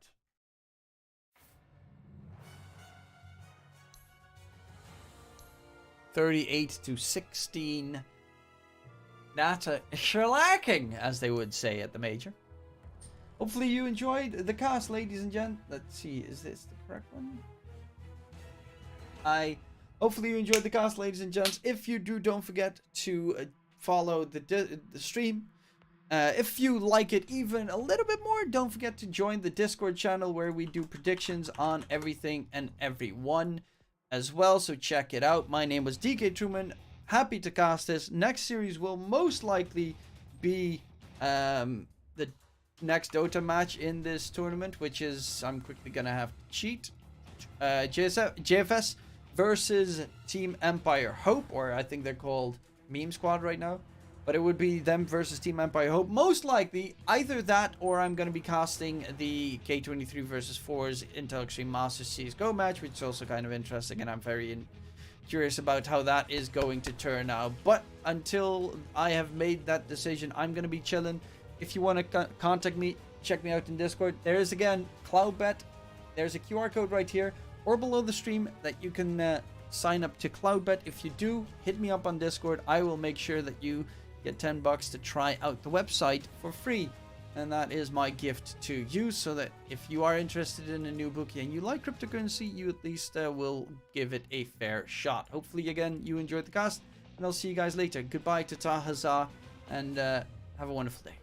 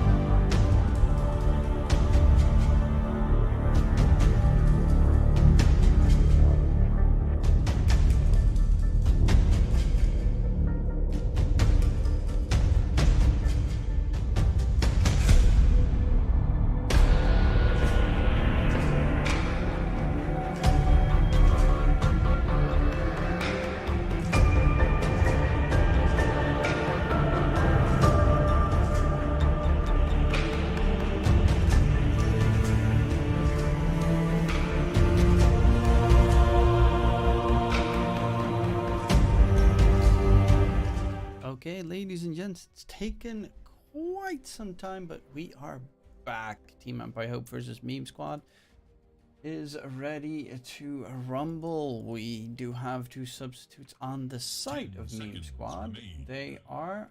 We're gonna have to get a gander, a look. I posted it in my Discord for the people that are interested, by the way.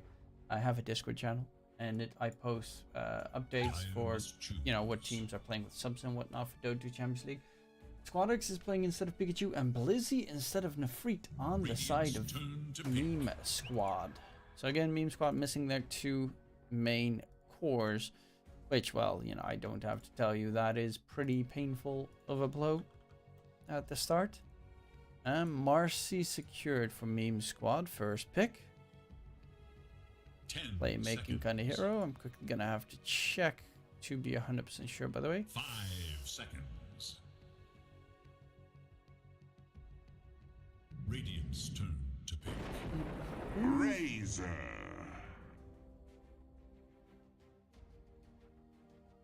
Those were the subs that were mentioned to me. I don't know if those are the subs that actually joined the game, because I can't really see that just yet. Razor for Team Empire Hope. Well, Marcy normally combos very well with Razor or with the Viper. For obvious reasons, you toss someone back in. They die pretty quickly, same with the Razor. You toss them on top of the Razor, give the Razor movement speed buff as well, and it goes wild. That's why, as you expect, if Marcy gets picked up and either Razor or Viper is available, they'll go for the other one immediately. Wyvern is not a good hero to lane against the Marcy Viper necessarily.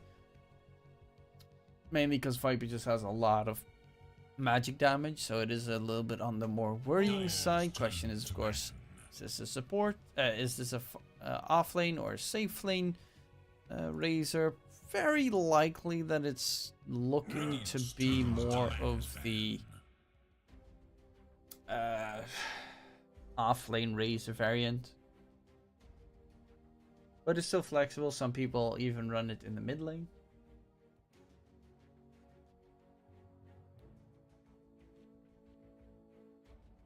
Radiant's turn to ban.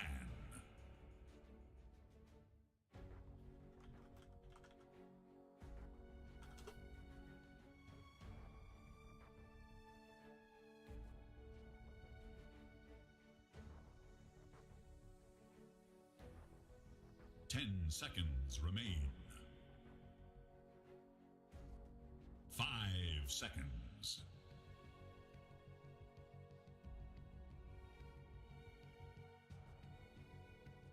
Radiant's turn to pick. Dire's turn to pick. Let's see. Earthspit. Ooh, that makes it a lot more interesting. Dazzle on the opposing side. Earthspit's a good hero to hunt down like a Dazzle, but normally you do need a +1 with it. Maybe a mid laner that's kind of a jumper. Think, you know, some of the spirits. Void Spirit has been banned out, but an Ember Spirit, or, well, if you pick up Ember, you probably lose to the Viper if they can just always flex it towards mid. However, no, still flexible on that Viper. Bloodseeker for the safe lane. Rupture the Earth Spirit, he's kind of useless. I think Storm looks more likely now for Team Empire Hope, because they only have one stun on Meme Squad. And I find that very scary. They're gonna go Juggernaut, which is, I mean, Rupture's annoying. The Viper's ulti is pretty annoying, but again, for the most part, they don't have any good ways of controlling you. Plus, with the Winter Wyvern, you do have a lot of sustain in the lane between a Jug and a Wyvern with the healing. Jug is pretty okay. Dazzle does save people from the Omni Slash, but Omni Slash is not really the biggest threat that Jug brings to the table these days. It's more about that shard mills from spin that he does.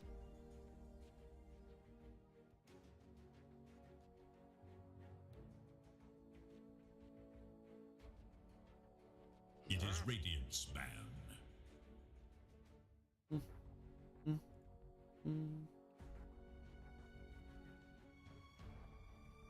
It is Dire's ban.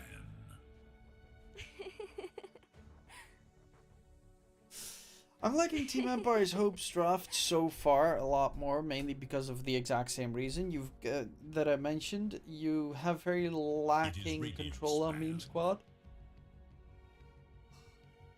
Not that Team Empire Hope has the most control, I would say. They've got a Wyvern Curse and an Earth Spirit Rolling Boulder versus a Marcy Dispose. But especially the Juggernaut just roams freely around the fight if you don't stop him, if you don't slow him. Also, the instantaneous silence from Earth Spirit's pretty huge to use. Even though Dazzle Bloodseeker's a super good lane, Earth Spirit Razor lanes pretty well against them. Keeper of the light. And last pick, Coddle. Most likely your mid could technically still be an off-lane Coddle for Meme Squad, but I assume it's just going to be a mid and then Team Empire Hope.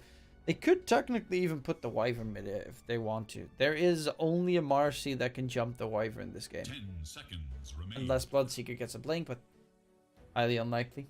5 I don't think it's seconds necessarily a remain. great Wyvern game, but that's always something that you could keep in mind. Because you are going to get a free lane mid. That's without a doubt. You could even go wild and pick up like an Alchemist.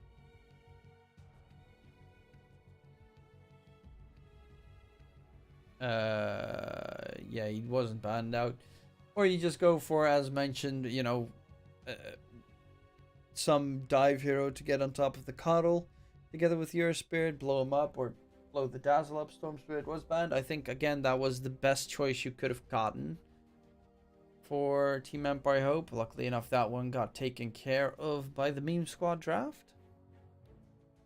White Spirit also bad. You could go Ember, which is honestly not too bad, but the problem is if they put Viper mid, your lane is over.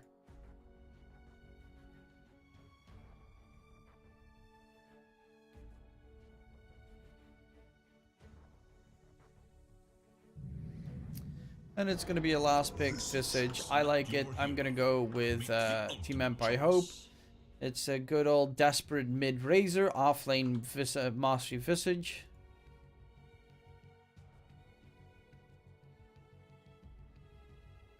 And Blizzy on the offlane Viper. Okay, there we go. Let's see. Empire.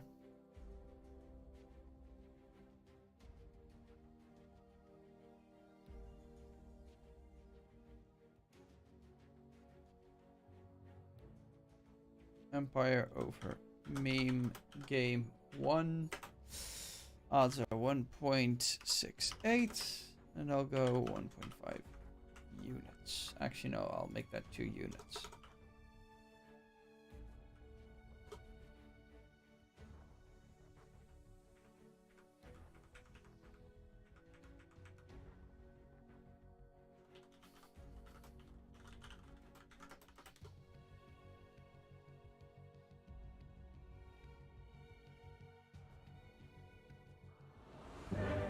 Does remind me,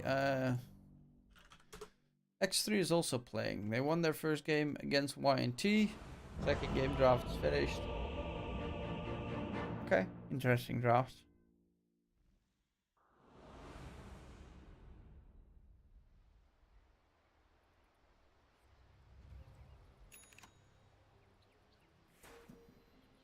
Prepare for battle.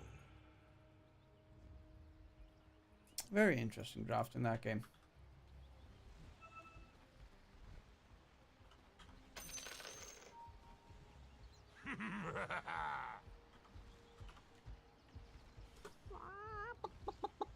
And we have the immediate smoke up from Team Empire. So you got a Visage plus Earth Spirit offlane duo, which Visage's not necessarily known for being able to survive on his own. So Earth Spirit is going to primarily have to lane a bunch, which is not something that he really likes to do.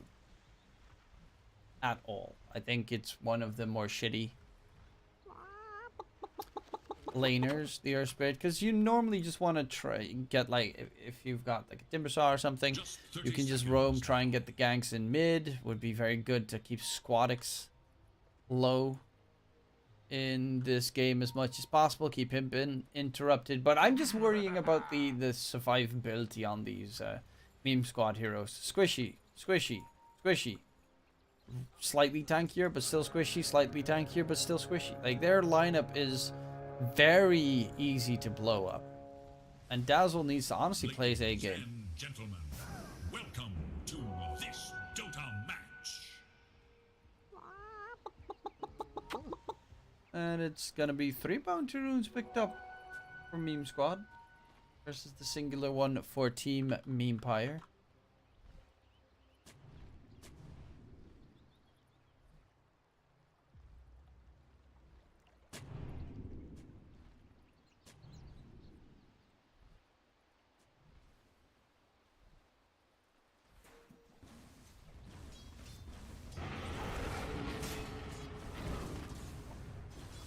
And that top lane, yeah, this is always dangerous if he hits you with a rebound dispose. You can kill off the Wyvern pretty quickly. Juggernaut's going to be a lot harder to actually kill for that lane.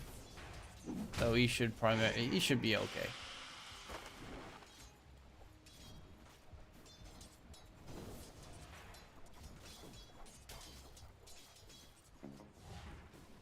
Desperate in the mid lane against Kato. Well, because you're so fast, like, I don't think they're gonna kill each other, but he can very easily, like, sidestep the Kato Illuminate Blast and whatnot.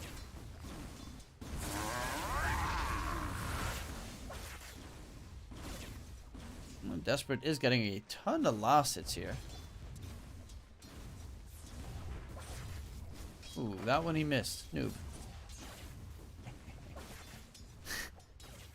Missing one creep kill, noob. Jack W. Looking at these lanes, I mean, there's kill threat in the bottom lane if Antoa gets tossed too close to Blizzy.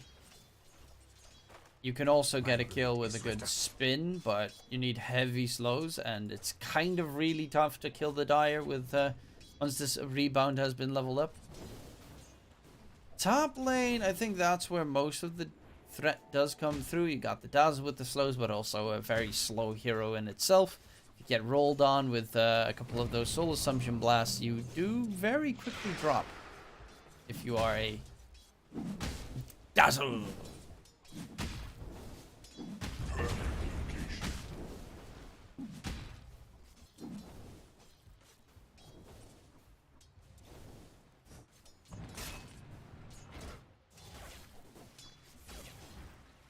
Godx going for the bots rush, mastery.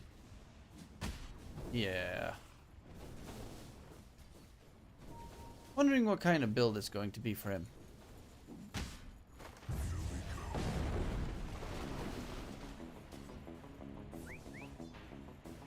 We've seen a lot of the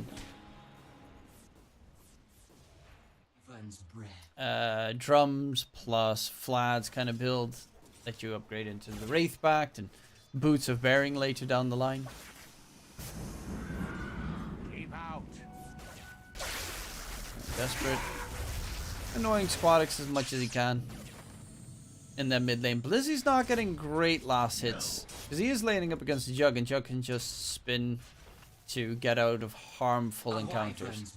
Wyvern not so lucky, but he's staying pretty far back, so he'll be just fine.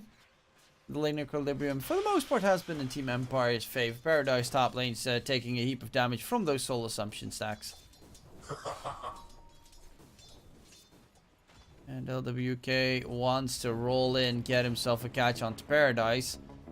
But he's making sure he doesn't get too willy-nilly and free for triple Mango on the Visage. So you know he's going to spam those Soul Assumptions as much as he possibly can.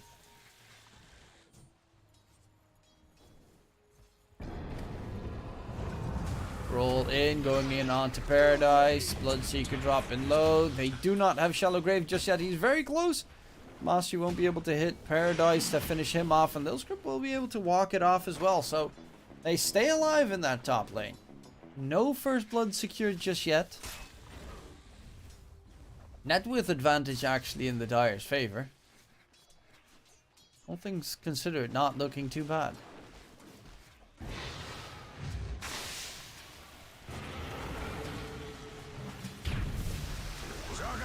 Spin to win. This is the catch. Antoa is going to get first blooded. And that is what we were talking about. It's a pretty scary prospect. TP coming in towards the bottom lane. They're going to go deep for Krylat. Roll connects. They find a double kill. And LWK will be able to make sure that at least he gets a ton of experience. Level 4.5 on the Earth Spirit. And now has his Urn of Shadows done to be delivered. They did manage to find a 2-for-2 trade. So all things, yeah, it's pretty okay. Luckily enough for Mastery, the lane's being heavily outpushed. So the Visage should, for the most part, be fine. Gravekeeper's Cloak does get removed, which is fairly annoying.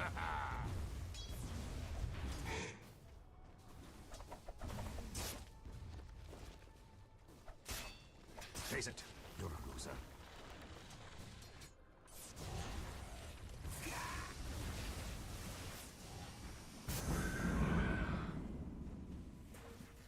The Radiant scan, eager to know Dire's whereabouts.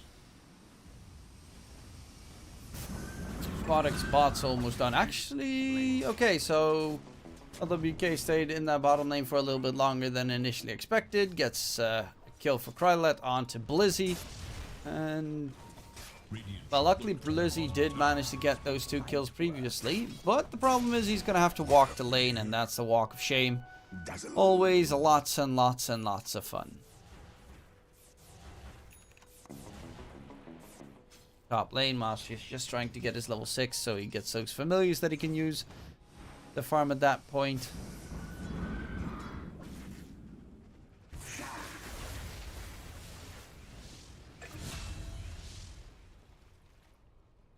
Another kill for Krylat. He's got 2 kills, 2 assists right now. Is actually going for the Hand of Midas build. So he's going for that Juggernaut, the Ramses Juggernaut build. Is interesting. I've seen it work very well when Ramses played it, and I've seen it turn out horribly when other people tried it. Little hope for Radiant's middle tower. So kind of curious what direction it will go this game around. And Doha will be caught out, and that is a neat little kill there. Onto the Wyvern. Dire's bottom tower is in danger. Do they have any stacks? Not that they have really big stack takers regardless. Desperate's just going to go for the BKB rush. Not surprising. Squadix has his bots. He's going Urn. Probably Spirit Vessel because he needs healing reduction. Heading out towards the top lane. Illuminate coming out. But that's just a TP out by Master. He almost dies to the blinding light pushback from the Rupture. But it is a... well, it's a nice Radiant's bottom tower is in danger. first rotation really from Squadix being nullified. Not really nullified. He is going to get some big stacks that he will farm soon enough. Ooh, he just stacked it in the nick of time.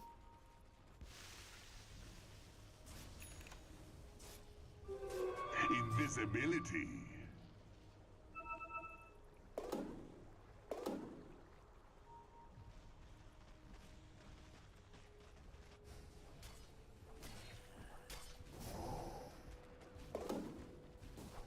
Mastery's farm is not great, but he does have the familiars now, and that should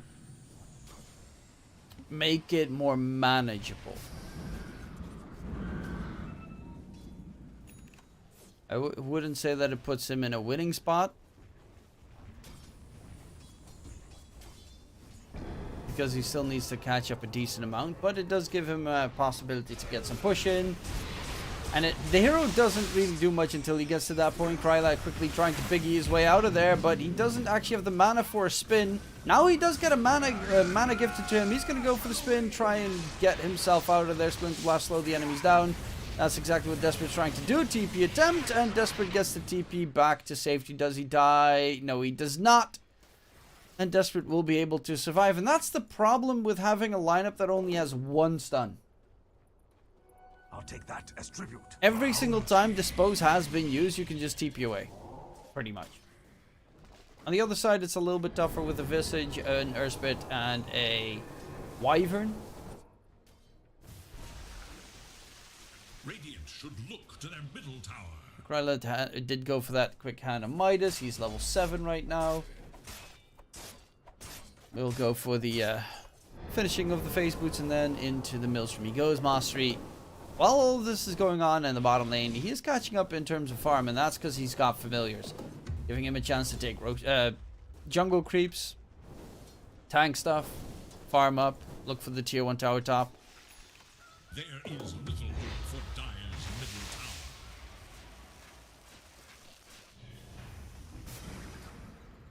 tower. Desperate, going in for Lil Script. Lil Script does have a shallow grave, but doesn't have a TP.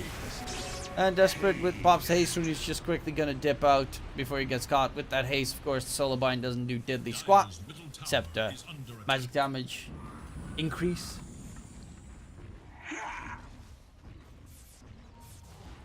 Dire's courier has been killed. Each brave courier. Oh, they find themselves illusion in the meantime. Neat little addition. That BKB is going to be pretty big. Blizzy. Spin comes out. Krylat's a little bit off the mark there. There is no mana for an Omni Slash. And still needs to wait 7 seconds for it as well. Roll in from the Earth Spirit. Gets his Magnetize off. And Blizzy trying to run away, but the ulti just gets extended. Will die in the end. LWK quickly to dip out. And Illusion jumping in. Spin on top of Illusion, but they need a little bit more. Nice Illuminate Blast. Quadix is getting some Spirit Festival charges in the meantime. Rylat's actually dropping low. In comes Desperate, going for Lil Script. Should he find the Dazzle? No, Shallow Grave available again on the side. Illusion's just going to get charged at by Mastery, who TPs in and resummons his familiars. Took down the tier 1 tower top at the same time, so he can send his safe laner towards that top lane to make his farm happen. His middle tower is under attack. Radiant have fortified their structures against attack. Dire structures are fortified. Radiant should look to their middle tower. Dire should look to their bottom tower. And Blizzy TPing top because he knows he needs a lot more farm. Paradise actually surprisingly underfarmed considering the lane he was in. Look at that net worth on the Earth Spirit. He's closing in on the Spirit Vessel. Obviously Squadix already has it, which is a pretty big plus.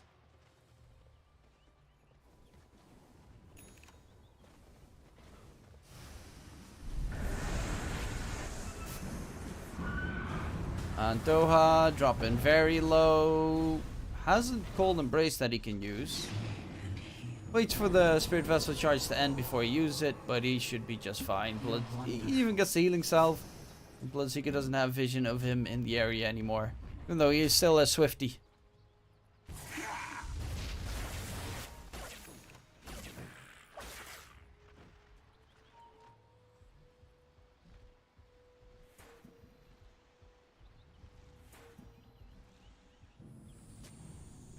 Wyvern's breath.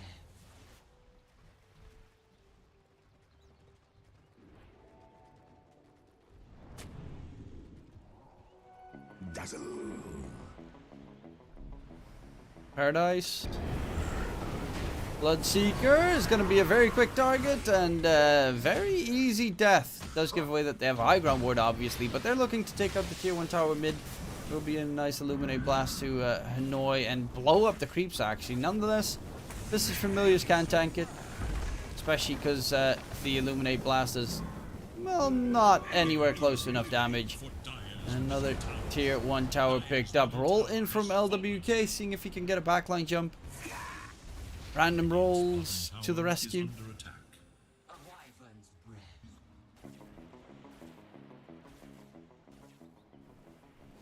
Radiant's bottom tower is in danger.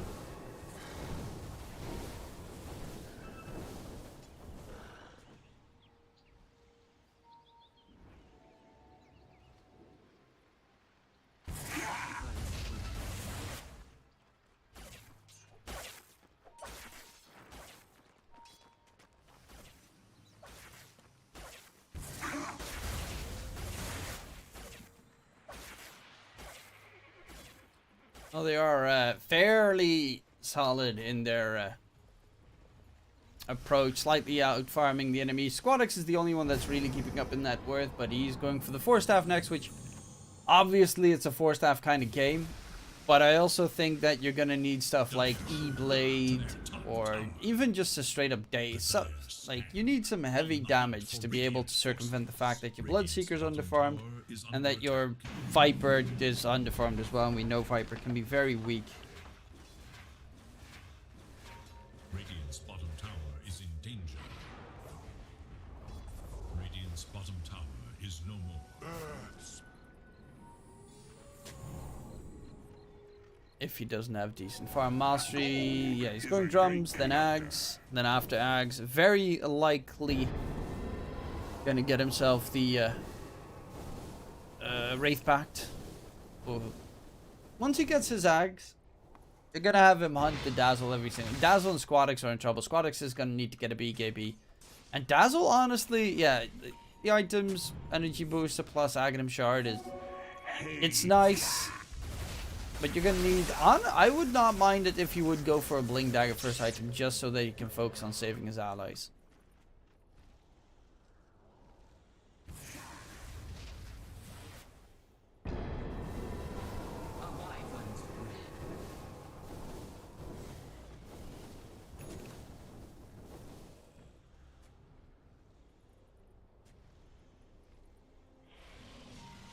Radiant's bottom tower is under attack.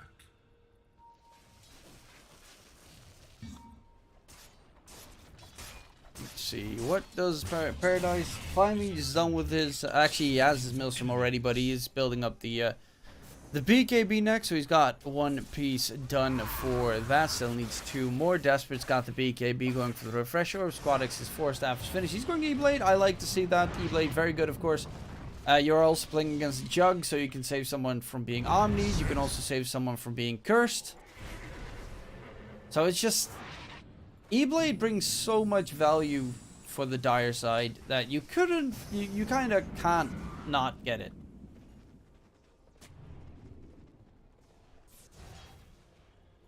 And Doa needs to be very careful because Blizzy's on the other side. Same with Lil Script. Oh, just out of range.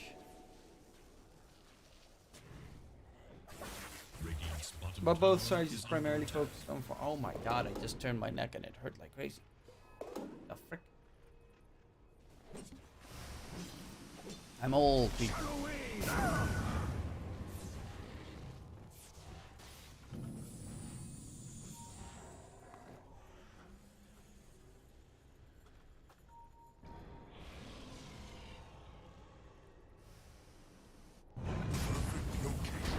Well, they gotta catch on to Illusion Marcy. And Illusion Marcy will be found out. Illusion.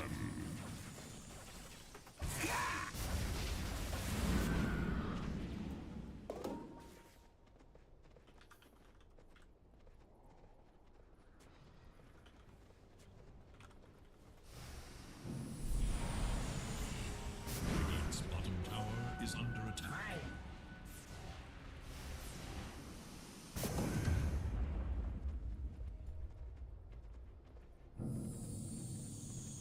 Dire are scanning for enemies.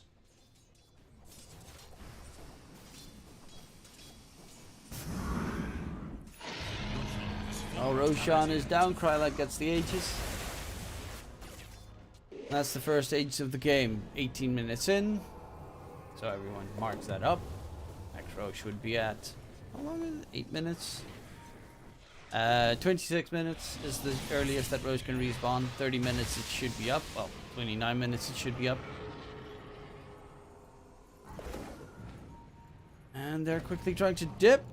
But there's no jumping target for the Marcy. He doesn't have Blink Dagger either. Plus, in from behind is Krylat. Almost gets hit by the Illuminate there. Could have almost lost that Aegis.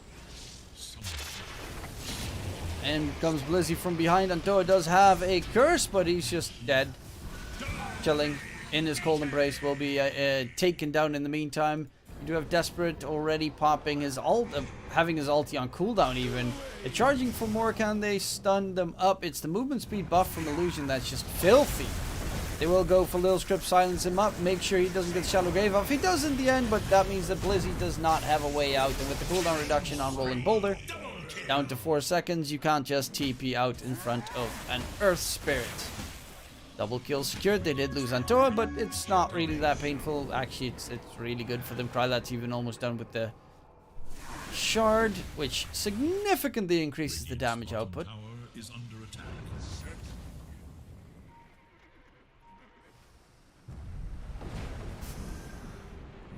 Radiant's bottom tower is in danger. Desperate jumped.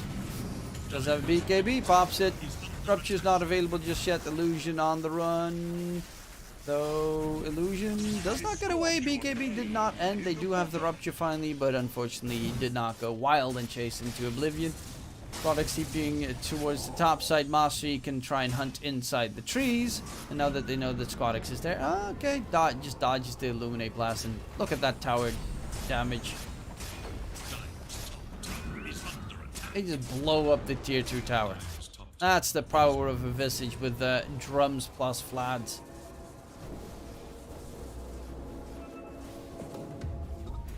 Did he build something else? Oh, he bought the shard. Okay.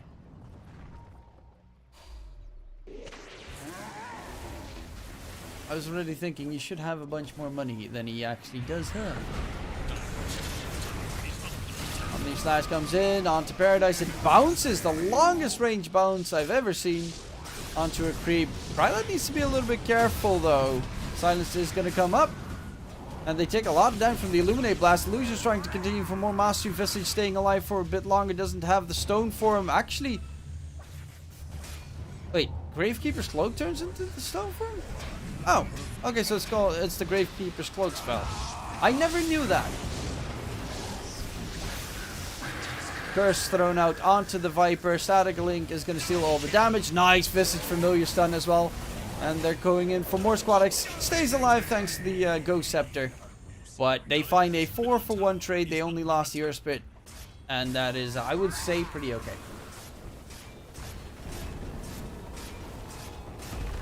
Tier 2 tower in mid also picked up. They're looking to knock on the high ground. They still have the Aegis for a minute 30. Was a resummon of the Familiar, so you do have to be a little bit wary. Actually, okay, so I always thought that the extra spell that he got was from his shard, but it seems it's from the Ags, and you have to use Gravekeeper's Cloak. Okay. I mean, to be fair, at that stage you'd have 7 buttons to press, so that would also be a little bit nuts.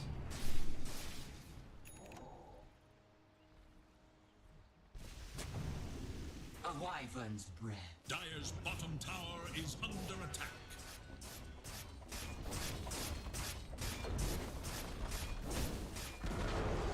Dire's bottom tower has fallen. 9k net worth lead for Meanpire. Mjolnir is pretty much done for the Jug as well. He just needs, well, 60 gold. Tier 2 tower bottom lane should give you enough of that. Desperate. Lincoln Sphere second item. Against the Rupture, which, well, he gets Ruptured right now. He just stands there, waits. I guess Satanic would probably be a very nice tool here. Curse thrown out, holds them down. Desperate going for the TP out. Rolling from LWK might have made a bit of a mistake there, but he will roll as far as he can, and it's still a Earth Spirit. Dot does hurt, but not nearly enough. Aegis has been reclaimed as well. The Earth Spirit will be able to just get away. It's also one of those targets that hitting him with the Solar Bind does diddly squat, because he has 4-second cooldown on his roll. Diddly nothing. Not on yet. So I did have that Blink Dagger reveal, which for obvious reasons is a scary prospect. Desperate no BKB for 40 seconds. Alright, let's got the full Mjolnir finished up on the Jug. Top net worth. And pretty big. Mastery Zags. Shouldn't take too long.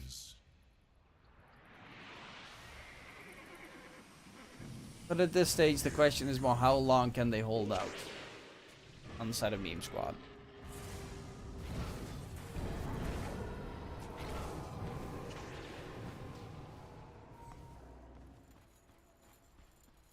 Shard for the Dazzle still not finished. Sadness. Little Script's farm, sadness. Illusion also no blink. That blink dagger could actually be very huge. Because they don't have any initiation on the die. Like, the only thing that they have is Marcy rebounding in. Dire's courier has been killed. Silence thrown out onto Lil Script. Slows down Paradise as well. He's going to get the TP away. Lil Script's not going to be so lucky. Did he just try to TP without shallow graving him? Even though he would still die, but that was weird. TP in a situation where there's no chance you'll ever get out.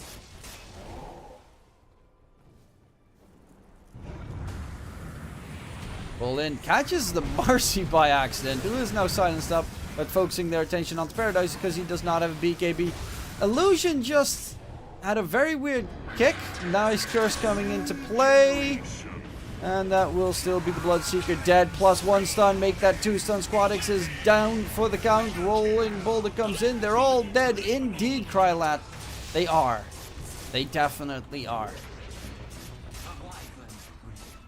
Viper, Hurricane Pike is all he's got. He's going for the BKB next. Lil Script did join the fun, but Silence is a nuisance. Luckily enough, there are no creeps currently. But he's healing up with the healing ward behind him. They also have Antoa to save in case it's necessary. Dire's middle tower is no more. Dire's middle barracks are under attack.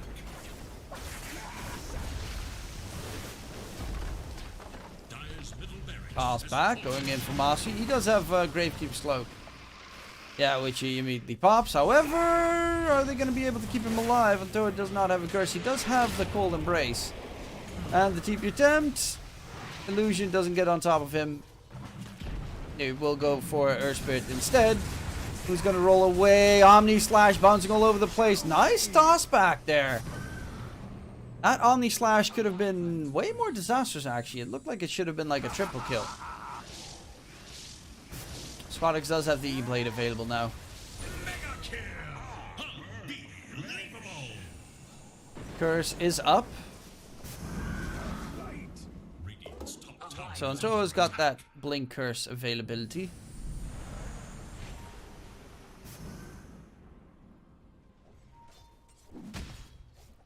Earth Spirit's going BKB, Squadix. Illuminate Blast trying to get the kill onto the Earth Spirit. Actually, Lil Script just dies. While Squadix running the opposite direction, but the drums should be able to catch up to him. Not much he can do there. Stun number 1. E-Blades himself. Roll. Stun. Dead. Another couple of huge kill. 30 seconds until Roche respawns. And that's going to be the Aegis plus the free shard. Who wants a shard? Razor could find it okay. Earth Spirit shard is actually pretty nice. Gives him vision on the stone remnants.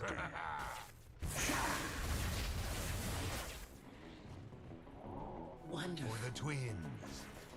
You again?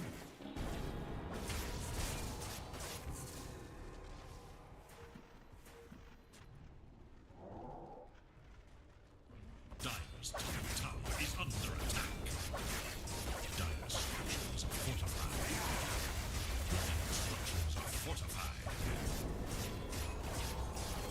And the high ground push comes into play. Refresher is done on the Razor.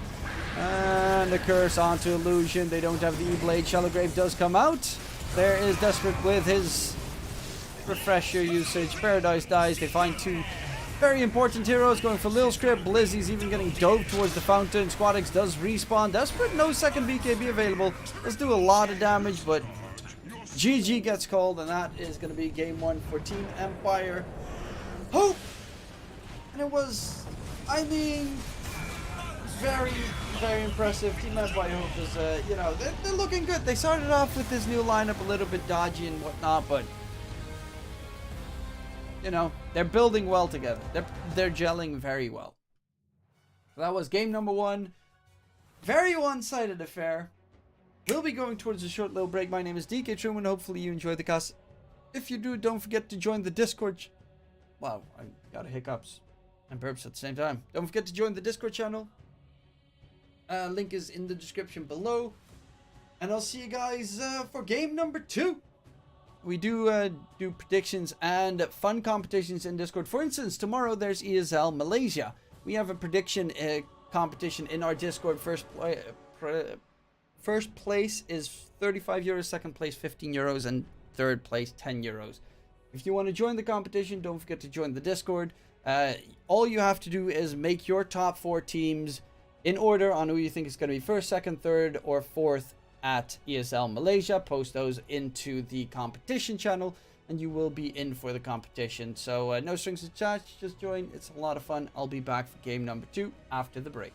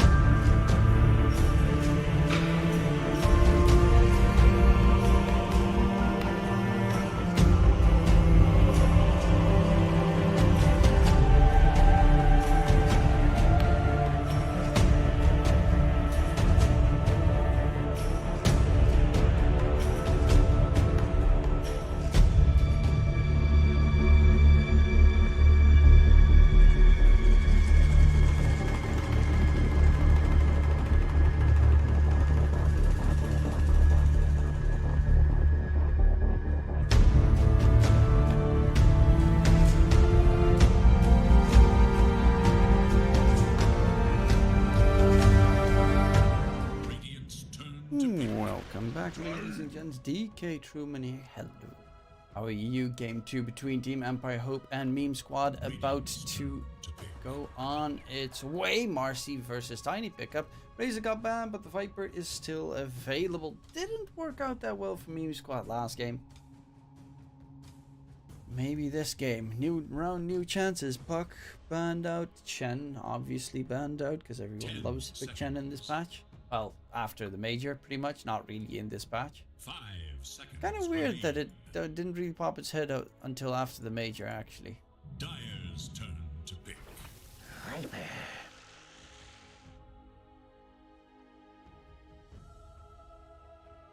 Viper pickup for Team Empire Hope. Okay, okay, okay.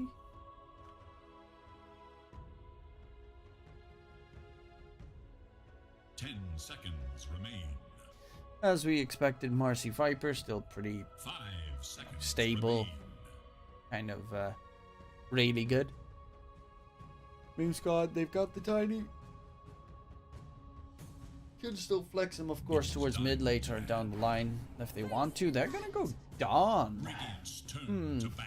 I've seen Dawn lose a lot of games lately. I'm a bit worried about that pick.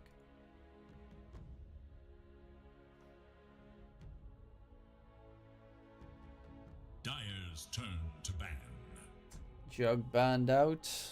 Okay, worked against them. The Wyvern did get removed as well. A lot of those regen laning stage heroes removed, but Dawn and Marcy still sustaining supports. Radiant's ban. They're still back. I think Bloodseeker's also a hero you want to get rid of. Depending on, of course, the rest of your lineup that you're going to go for, but it does hinder a lot of heroes. 10 seconds. It is Dyer's ban.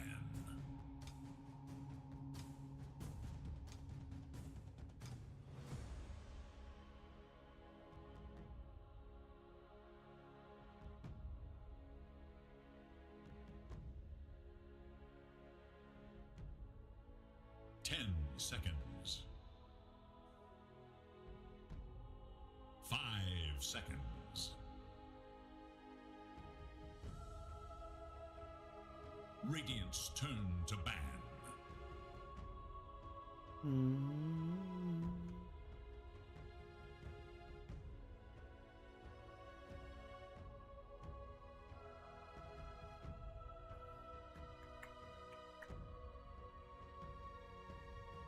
Seconds remain. 5 seconds.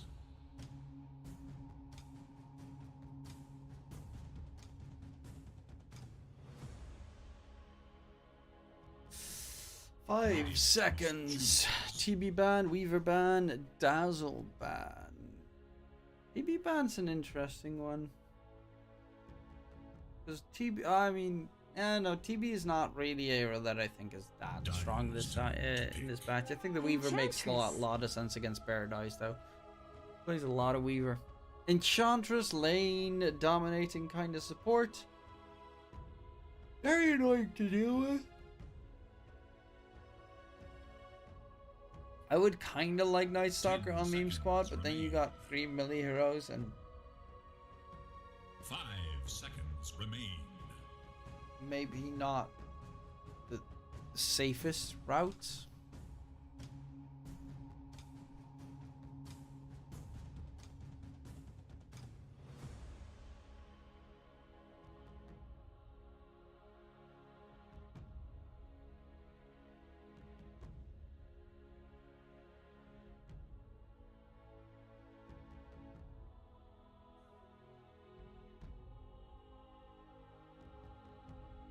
Well, they're taking their sweet time.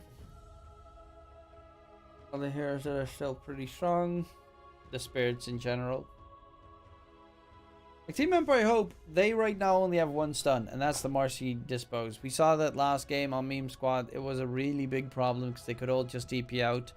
Meme Squad, they've got the Starbreaker. They've got the 2 stuns from the Dawn, 2 stuns from the Tiny. So they have a lot more lockdown this game than they had in the previous game.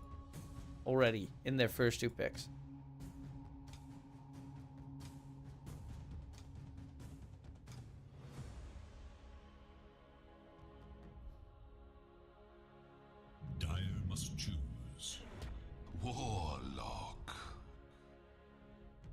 Warlock, make that superb team fight on Meme Squad. A Warlock plus. Honestly, I would, even though the break is amazing against Spectre, I still think Spectre would be nice. PL, I'm not the biggest fan of PL in this patch. I've seen a decent amount of people go for PL, but eh.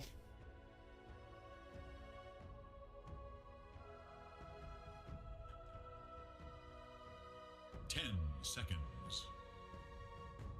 Thing is with PL, you need 2-3 items. Actually, most of the time even 3-4 items. Because you got Manta Style, Diffusal Blade. In this case, would you go Manta Style even? Dyer's turn to bat. Alchemist. That's the reason why I don't like the PL pick. Alchemist is super scary. They have no way of keeping him from farming at the moment just yet. This is looking like he's playing against a double melee offlane. And he's got the Enchantress to guard him. Plus Alchemist is super good against PL because of the Radiance, obviously. And Unstable Concoction, Acid Spray, all AoE spells. Ton of damage. Hard to kill because he's a very tanky boy. So Meme Squad need a super good mid laner to turn this one around, in my opinion.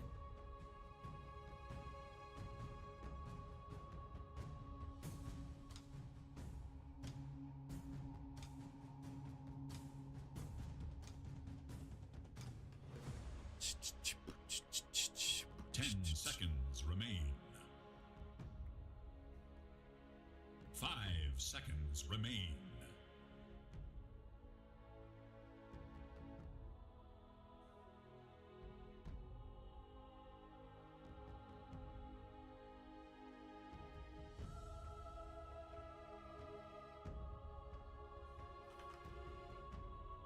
It is Dyer's ban.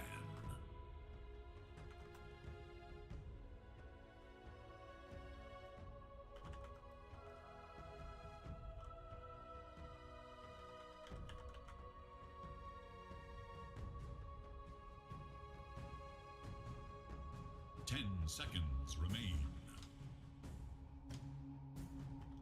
5 seconds.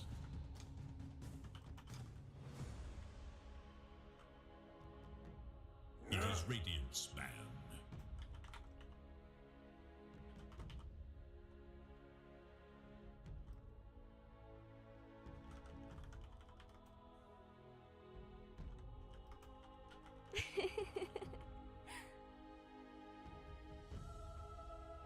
Seconds. 5 seconds.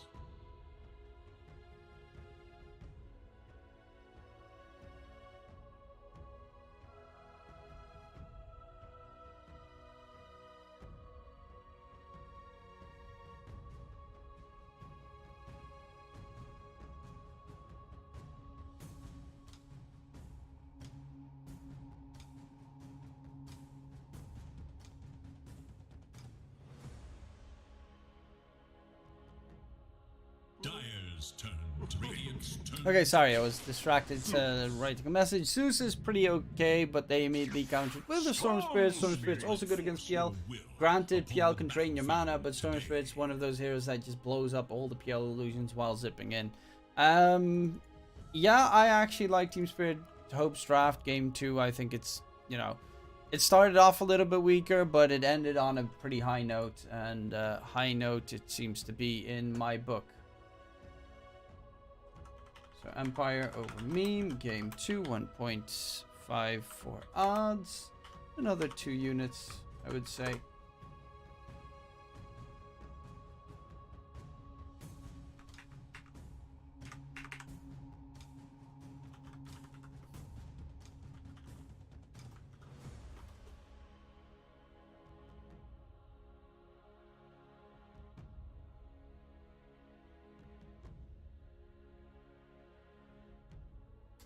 Laning wise, actually it's a mid tiny. It's a 4 position Zeus.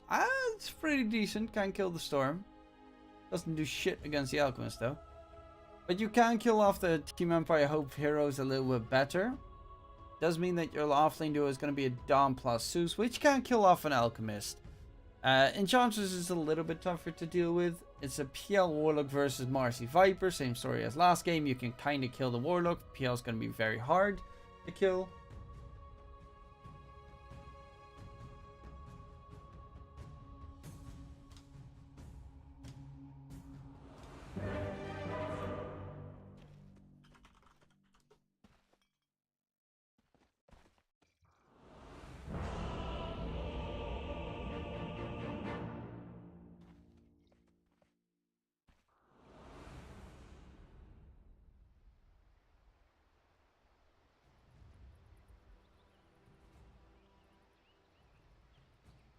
Prepare yourselves for the main event. Prepare yourselves. Smoke up versus smoke up. Everyone always does the smoke up.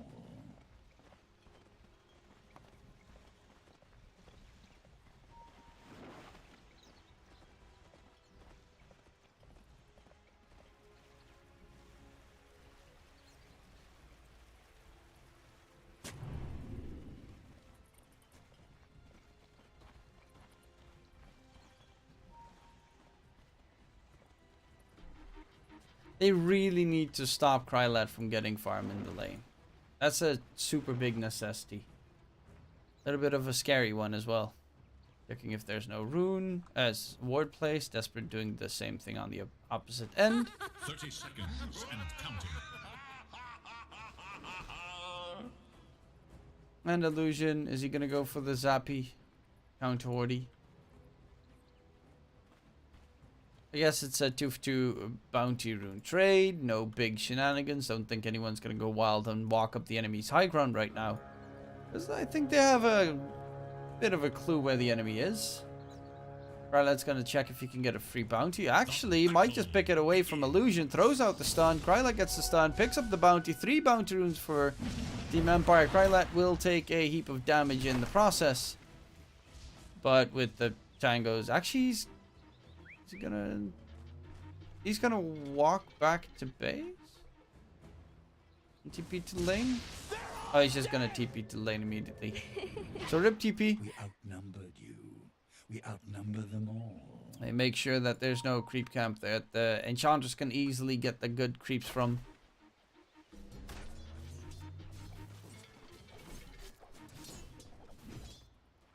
Yep, Illusion countering 2 probably will stand in the 3rd himself. And Krylat just throwing out his stuns as harassment to make sure that he gets free farm time. Antoa's actually in trouble, forced to level the Nature's Attendance Wisps. And we'll be able to be fairly fine. There are a couple of different builds that you can go for on the Enchantress. None is really necessarily better than the other. Some go for the Impetus levels, some go for the Enchant levels. In case of everything being counter-warded, I don't mind him going for the healing. Just to sustain the lane, get the Alchemist as much farm as possible.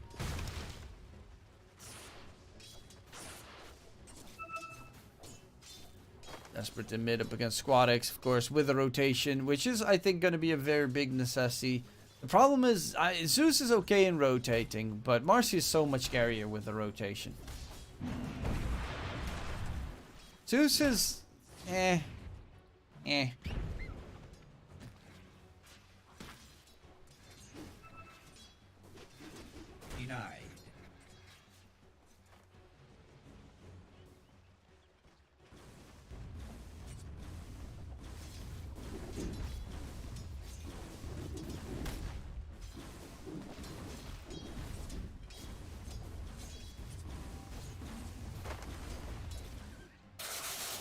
Well, Scotic's taking a lot of damage from Desperate right there. Still trying to continue a fight. Doesn't have a point in toss.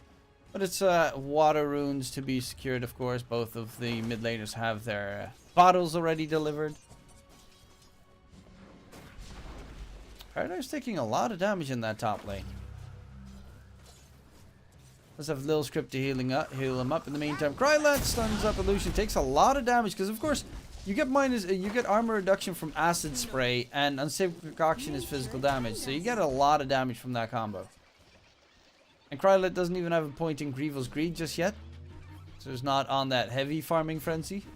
Would assume level 4 he'll pick one up to get some decent value going.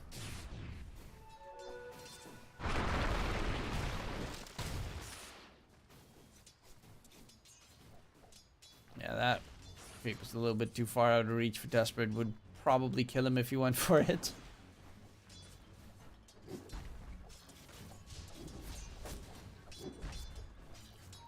And Illusion has to be a bit careful. Does have, of course, the Heavenly Jump to get out of dodge when shit goes wrong. Top side. PL is catching up nicely. Does have this full support of the Warlock from the Lil Script. It's also a level 30 PL for Paradise, so that's kind of cool. Don't really see too many level 30 PLs anymore. Or ever. I don't think I've ever seen a level 30 PL, to be fair. Don't even gets first blooded in the bottom lane. Sorry for missing it. T-Tours in chat for DK Truman missing a first blood. Enchantress down. And missing another one because Lil Script died top lane. Paradise doesn't actually have the mana. Stupendous. And the PL is dead. Double kill for the Viper in the top lane. That is kind of huge. Because yeah, you kill off the Enchantress for first blood, which is nice, but PL's the one that's going to have to carry the dire side.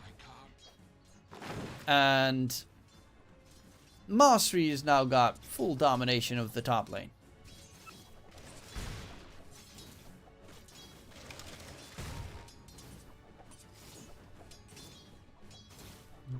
Domination.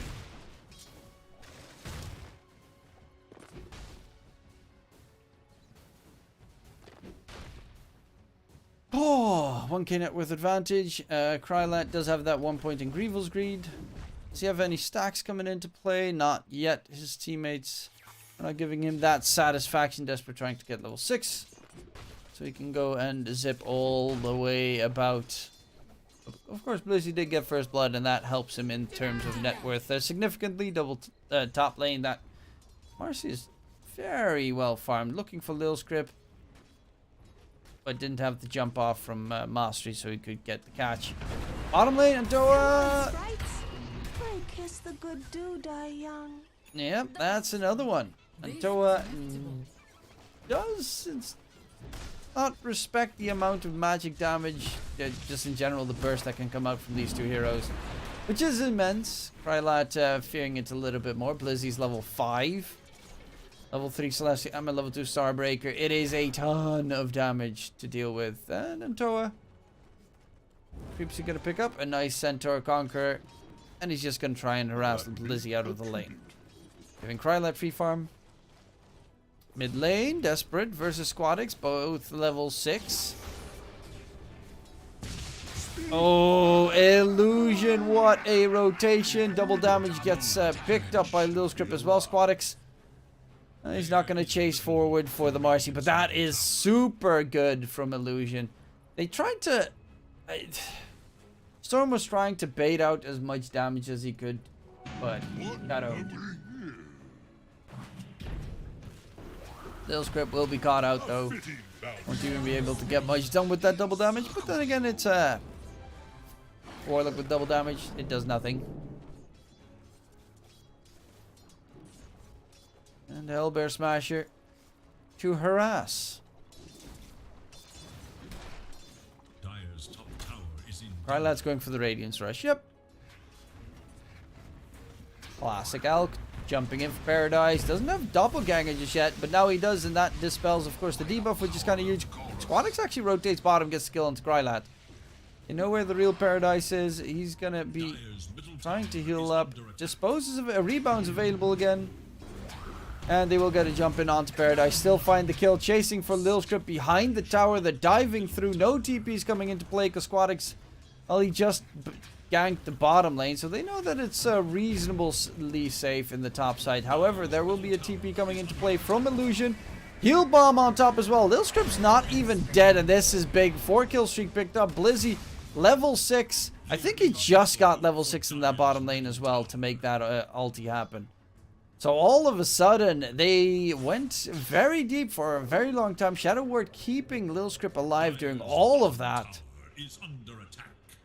And in comes the heal to make sure he doesn't die in the end. Blaze TP's back bottom, can continue farming. That is pretty superb.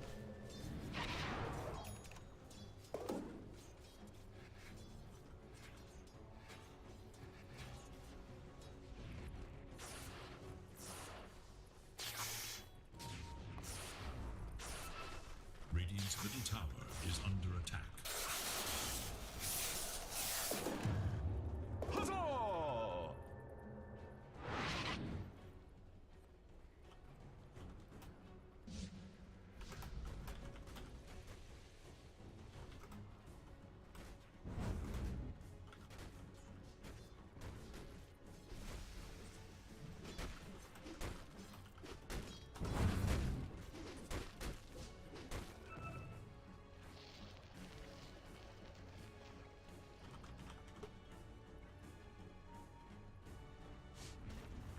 Top side, little strip. Pretty stuck.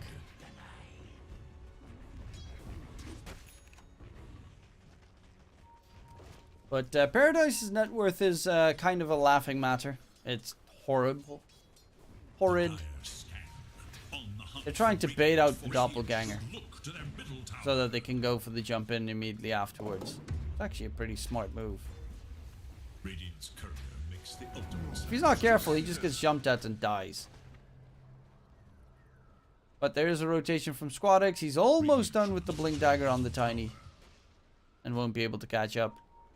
Unfortunately, not a great rotation coming through. Though Illusion is also in the area. They're trying to go for the Marcy. He needs a jump target. That's going to be Mastery. Toss up.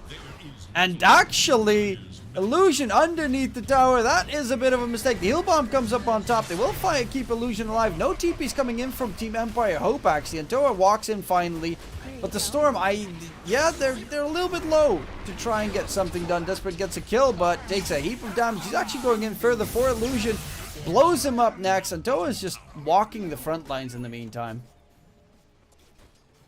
But he does find himself 2 kills on that Storm Spirit in the meantime as a trade. Of course, Kryla doesn't want TP, especially before he gets Radiance. But it felt very weird how long it took them to make that TP top lane happen. Squadex Blink Dagger is being delivered right now, and that should be the Blink Dagger reveal. Desperate, Invis Rune, ooh. Tiny, oh no, he didn't have space in his inventory to get the Blink Dagger ready. That should have been the freest of kills onto Desperate there. That's a huge mistake. Illusion, going for the counter ward, jumping from Desperate. Squadex though. That's a toss, not an avalanche. And Desperate will just zip up to the high ground. Touché. But no one is paying attention to Krylat, and he is just farming easy money all day. Radiant should look to their middle tower. He's almost done with the Sacred Relic. Radiant structures are fortified. Radiant's middle tower is under attack.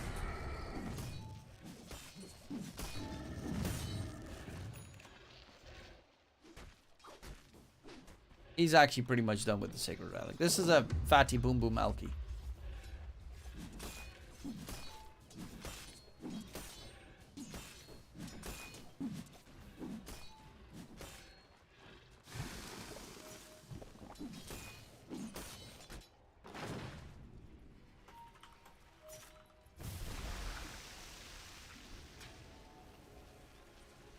Mine.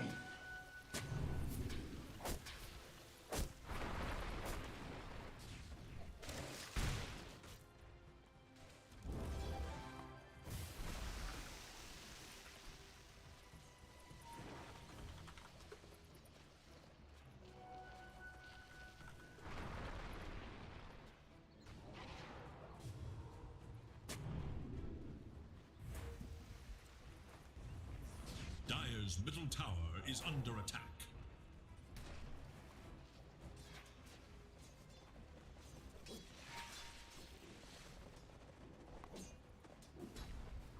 Alchemist, Krylat. Radiance. Radiant's bottom tower is in danger. Dire have fortified their structures Oh, that's the against media attack. share. Shit, I still have that one open. Radiant's bottom That's kind of tower funny. is under attack. And the Radiance is finished. The Talisman of Evasion to be delivered. 4k net worth advantage.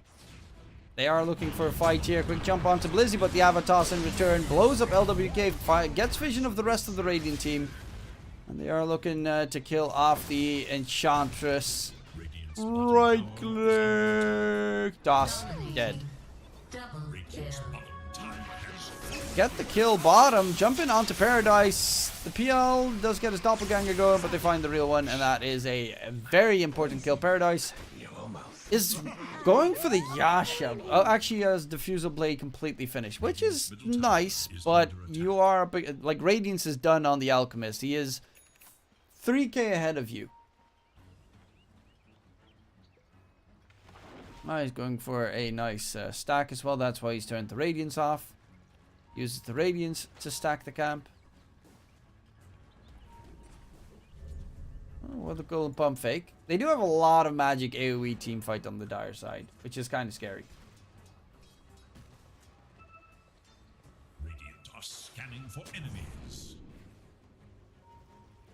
Radiant's top tower is under attack.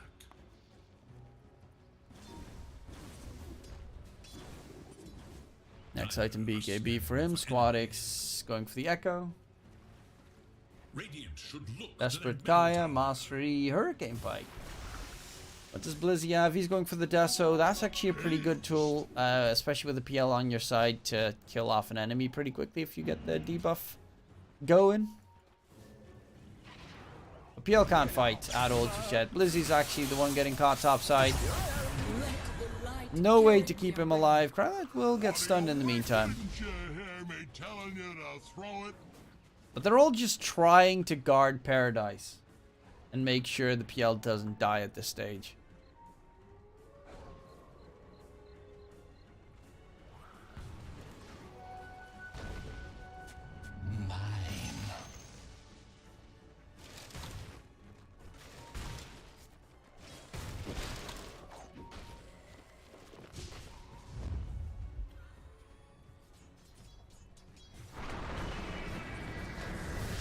Jump in, Mastery Viper. That's a quick little target.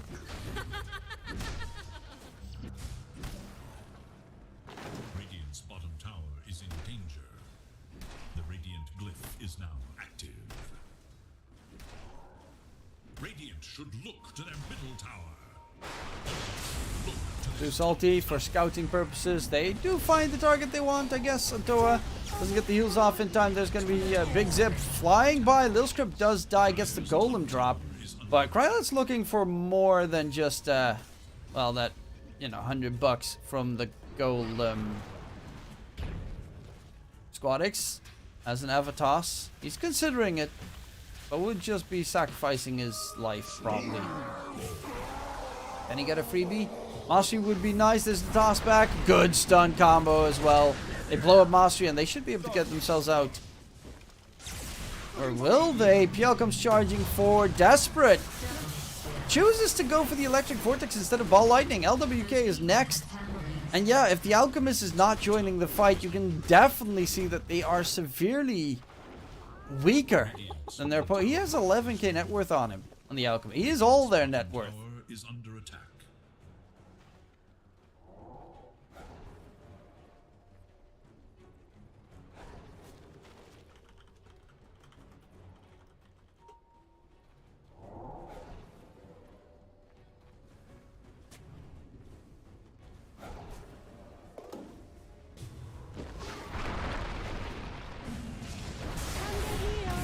Come get healed and Toa gets mowed down.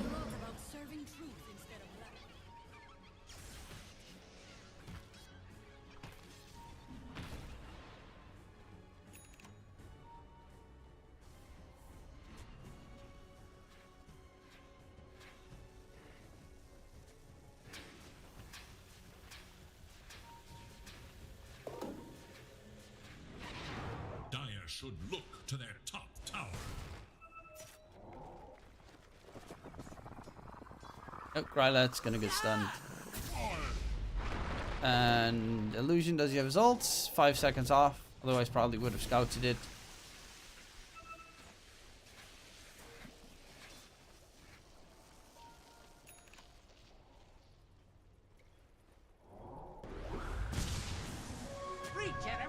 Regeneration. Paradise is now third in net worth. Is under attack. That is actually not too shabby here. Desperate, going Kai Sanj. How far is Squadix? Got the Echo Duns, going for the BKB next. And Blizzy's got the full Deso shard, so Blizzy hurts. Bottom tower is under attack. The dire glyph is now active. Radiant should look to their top tower. Heal bomb comes in, Mastery dropping low. Lil Script did get taken down. Krylet charges forward. Who's he going to go for? He's looking for the, well, Squadix and possibly the supports as well. They're completely spread out, which is not great for Empire. Krylet actually needs to get himself out there. Does have a BKB. Pops it, but no Chemical Rage, and that is the Alchemist dead. Big plays coming out, and the net worth advantage is just gone. Desperate cutting the creep wave at the very least in mid, but this is actually really huge. The fact that they don't have a way for the Alchemist to actually stay on top of someone and kill them. They're gonna go Roche. They've got that Deso to reduce the armor of Roche, which helps significantly. PL's also a hero that's pretty okay at taking Roche.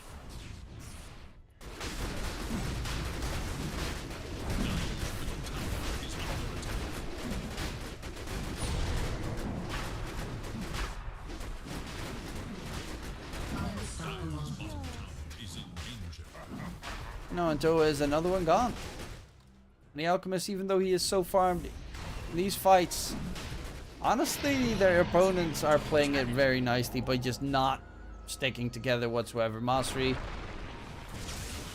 gonna get jumped here. Actually, Illusion's the one getting jumped. Warlock Golem drop. Fatal Bonds. Desperate needs to dip out. At least they found a 1-for-1 trade, but it's again them losing a core for support. Paradise is almost done with his Manta style. He already has the shard added on top. The Aegis to work with. Delaying the game as long as possible. And when this game does get late, it does get scary.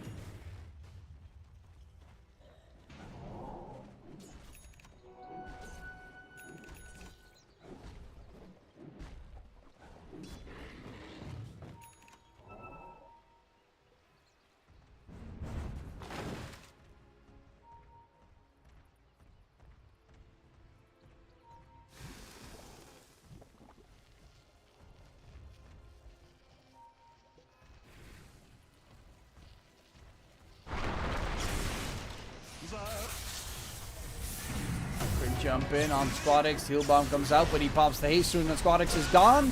Again, no control. Krylet's actually going to get stunned up in the middle of that thanks to his own unstable concoction. Didn't pop the BKB in time. And now Krylet, again, he refuses to pop BKB until he has no HP left. Every single time. Gets the stun off, he's going for the TP out.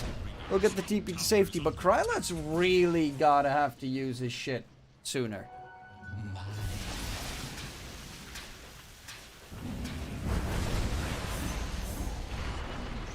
At least I deigned to notice you. Radiant's middle tower is under attack. The Glimmer Cape for Antoa is almost done, but the net worth advantage is now in the Dire's favor. And honestly, I think, yeah, Blizzy's doing all the work here. He's almost done with the BKB. His damage output, even the Zeus. God, that Zeus damage. Does he have his Ag stun? Okay, I was already a little bit confused if he... I mean, net worth wise, he should never be close to that Ags. Unless he has everything put into the Ag, but he also did buy the shard. Radiant's bottom tower is under attack. Radiant's bottom tower is no more. And Krylet wants AC, though personally I would rather see him get a Basher, because there's zero control coming out in those fights. Desperate, he's going for the BKB. Sorry, the Aghanim Scepter. Realizing best tool against PL is just drag all the PLs. Don't really have to figure out which one's the real one, which one's the fake. More control is needed. They're looking for Antoa. They know that he's nearby, but he's just hop, skip, and a jump in all over the place.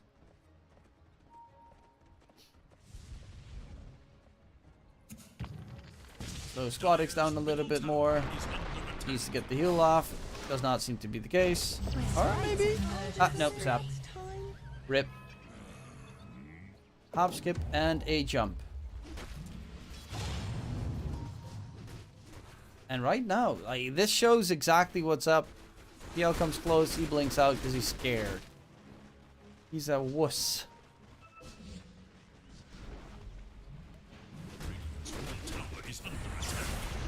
It will get a catch onto Blizzy. Stun, lock, complete.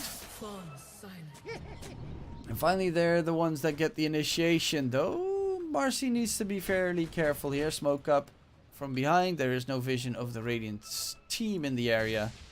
They're just lurking about on the high ground. Storm, how far is he? He needs about 1,500 gold more for that Aghanim Scepter. That axe is going to be huge. On Desperate. Radiant's middle tower has fallen.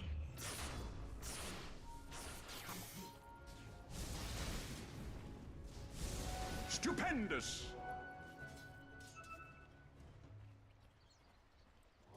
Oh, Krylat. And the problem is that Desperate and Krylat are pretty much farming in the same area, and Mastery has no farm. He's going for the BKB next as a 4-staff plus Dragonlance. Without the BKB, you can't survive any of these fights. It's just, yeah, you just can't. They're smoked up again. Smoke on Illusion broke. LWK cancels his TP. And they know where Desperate is. He's chilling in the trees, but again, it's a storm. It's not the easiest hero to catch. Unless you have the Tiny there. But he's on the other side of the world, and Toa is trying to gank the smoke. Let's get the smoke gank complete, but we'll obviously pay for that one.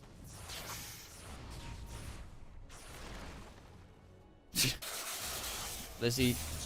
Hello. Actually, there's a TP coming in. Desperate's dead.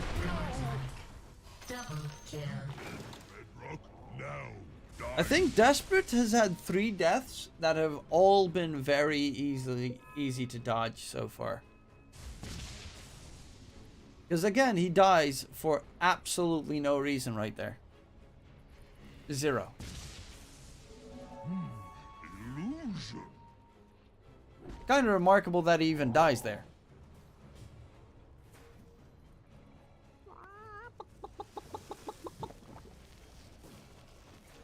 Krylat going into farm the enemy's triangle. This will provide. I still can't believe he died there. And it's going to be Blizzy spotting out Krylat. Blink out, but Krylat has to run a different direction. Goes for the TP, gets the TP to safety. Double damage is able to be secured. Krylat's already TP bottom, so they don't have to hunt him anymore.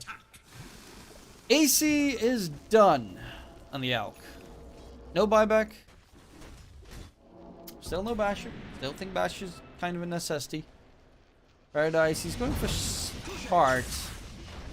I mean, Heart makes a lot of sense. I also think, you know, Scotty maybe. Could be... I think Scotty would probably be a little bit more preferential against an Alchemist. Alchemist, Enchantress, and Marcy. Because I don't think both teams are going for any healing reduction currently. No Shivas. Just Storm Spirit first once Ags. I think Shivas might be coming after. Because you do have the Warlock with the Shard heal onto the PL and his entire army, which is really good. The Dawnbreaker with the Solar Guardian heal, which is really good. And the Heart soon to be finished up.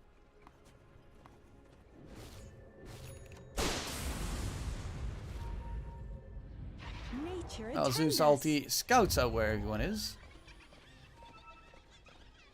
And they immediately smoke afterwards. Aegis is done on the Storm. Next Roshan, how long is it going to take until it respawns?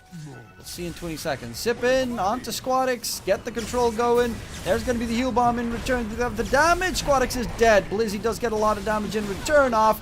blows up LWK, but Blizzy BKB is ending shortly. Paradise charging forward, going for Antoa.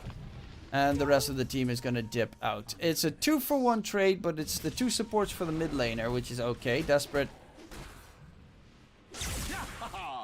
Yeah. He does have Electric Vortex level up. Oh, well, the talent now. Mine. Try that? Hello?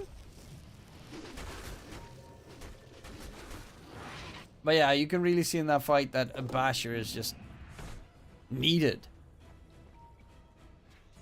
They just don't have enough solid lockdown to work with.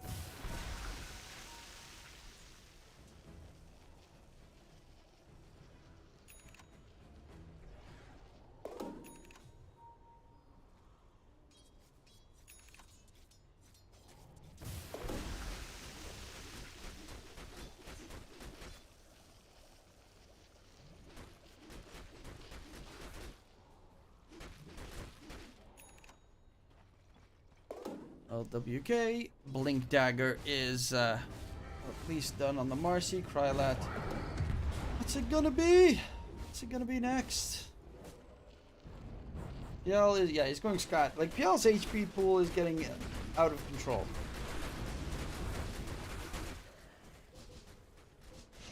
Looking for me? Desperate Shiva's guard. Realizing healing is gonna be a big problem. Radiant's top tower is under attack. Krylat's damage output isn't enough against the Tiny, who is 3k HP. Actually, he has a Chrysalis. Wait, is he going silver? Or is he I've been wanting this. going Daedalus? They're actually going Roche. That's a free shard to pick up, and they are nowhere nearby. Look at these aggressive wards as well. They see everything come in their direction.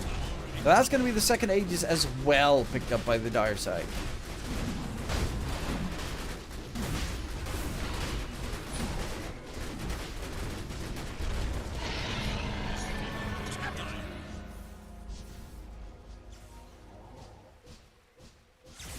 I'm over here. Zap. Desperate. They drop the Golem, they drop the Nimbus, they drop everything, and he gets out. That's actually pretty important and impressive. Finally, he makes a play that's not Garbo. Over here now.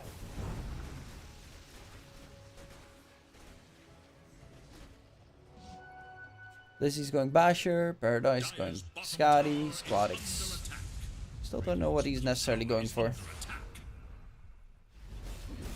And Krylat's man fighting Blizzy does have the Basher now. Still has the BKB available, but Krylat, he's being slowed. Glimmer, Paradise trying to catch up. Krylat gets the movement speed buff. Zap in for the backline. Jump onto Blizzy. Big catch. Desperate though. Needs to sidestep it. They get the kill. They actually find Illusion in the meantime. And Paradise is being kited. Still has that Aegis. But in comes Squadix, making it a lot tougher. Krylat's going to get slowed down. Still has the BKB for the TP. And Paradise doesn't have a Basher. So out he goes. They make that a 2-for-1 trade. Very well done. Backline jump, especially by Desperate there. Whoa, what'd I miss? Whoa, what I miss? And he's making up for his previous mistakes. Plus, I think he's almost at 4,200 is all he needs, and then he's got enough for the full Shivas.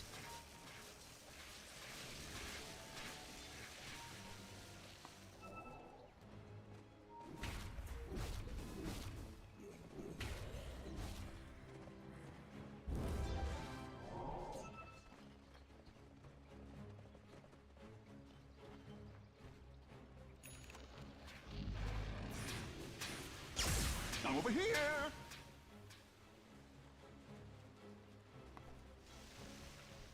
Let's see, Desperate BKB after Shivas. Okay, okay. BKB is definitely a big plus. Jumped up. In comes the heal bomb. Do they have the stun lock? Seems to be the case. This time Desperate will be caught. That's the gem dropped as well. That's a nice addition for the dire side. 80 seconds, no storm. And the PL has a heart. Has the Aegis, has a Bastion as well. Going up the high ground. This is full set around. Honestly, I think this death right here might have cost them luckily enough, Replay Wave is not there, but 2 sets, 3 sets, maybe game? Because without the storm, they kind of can't fight. They're trying to cut the creep wave, but they also need to cut the creep wave top. Storm's not here to do that. They're going to get Mega'd. I don't think there's a way to stop Megas, unless you're going for a fight, and you probably lose. So I was praising him for the mistake, for fixing up from the mistakes that he made previously, but right now it's literally just, well, no praise, because there's no buyback available on the enemy side of the river, no BKB. Yeah, they're gonna try and fight this.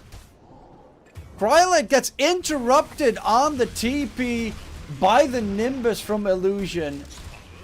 And there is no Alchemist for the fight. And yeah, they tip Desperate. They know exactly, you know, he's the one that made it happen for their team.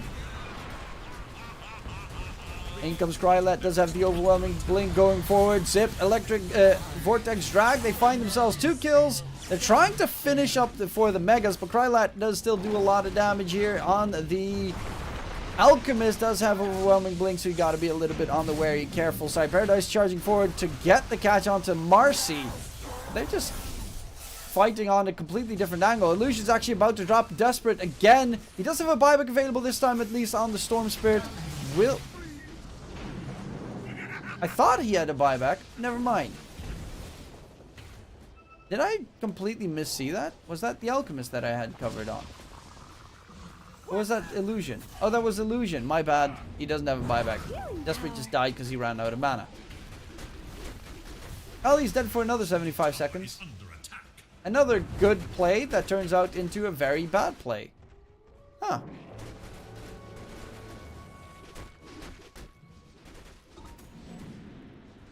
At least they're not Mega'd yet. Even I like a good bauble.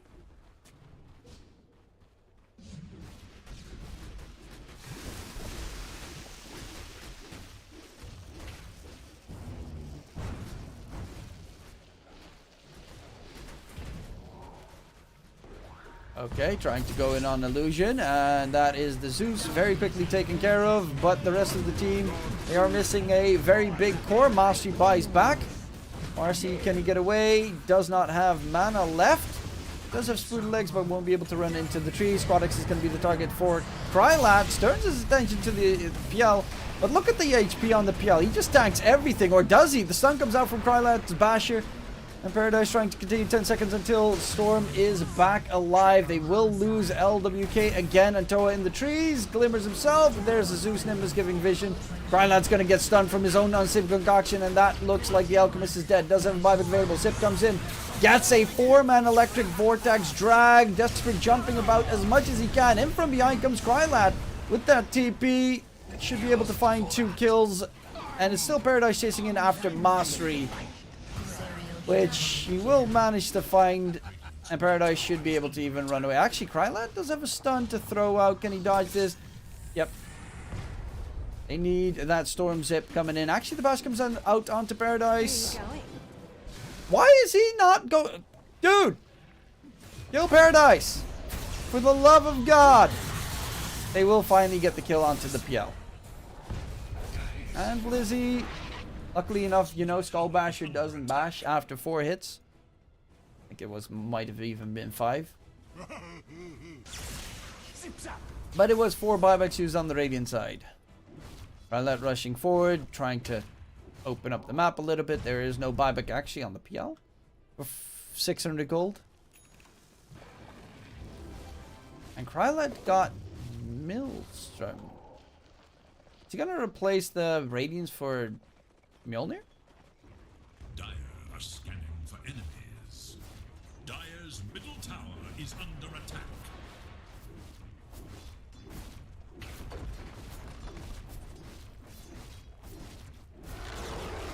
Dire's middle tower has fallen.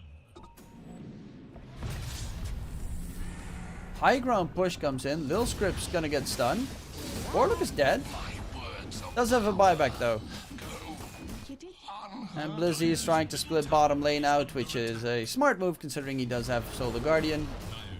Now Malirax in mid are dropping. Storm is...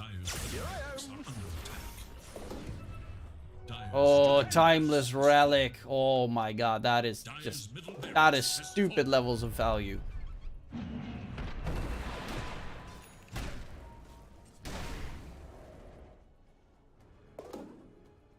Ags being built up on the Viper.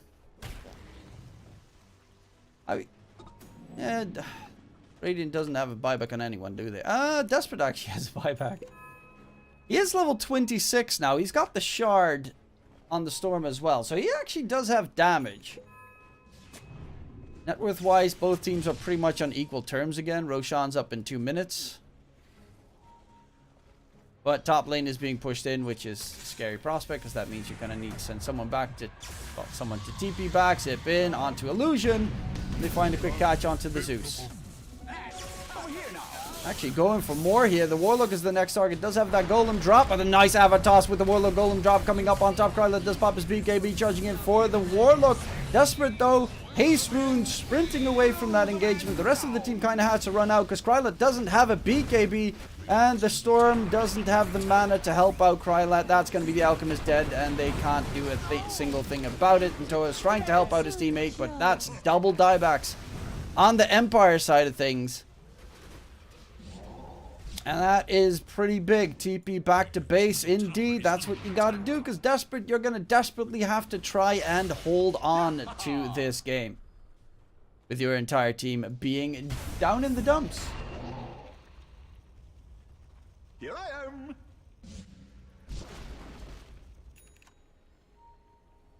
am. Abyssal Blade on the Dawn. It becomes very scary for Desperate. If they all group up, he could make a play, but it would be very stupid of them to all group up. And that is Megas. Roshan is up in 25. They just need to wait until Roche get that free shard plus free Aegis.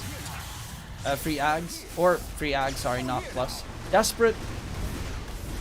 Well, he is dead. Does have a buyback.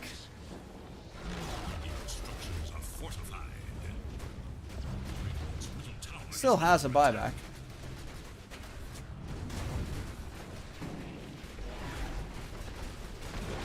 And waits until all the towers are gone to zip in, misses Electric Vortex completely, and do absolutely nothing.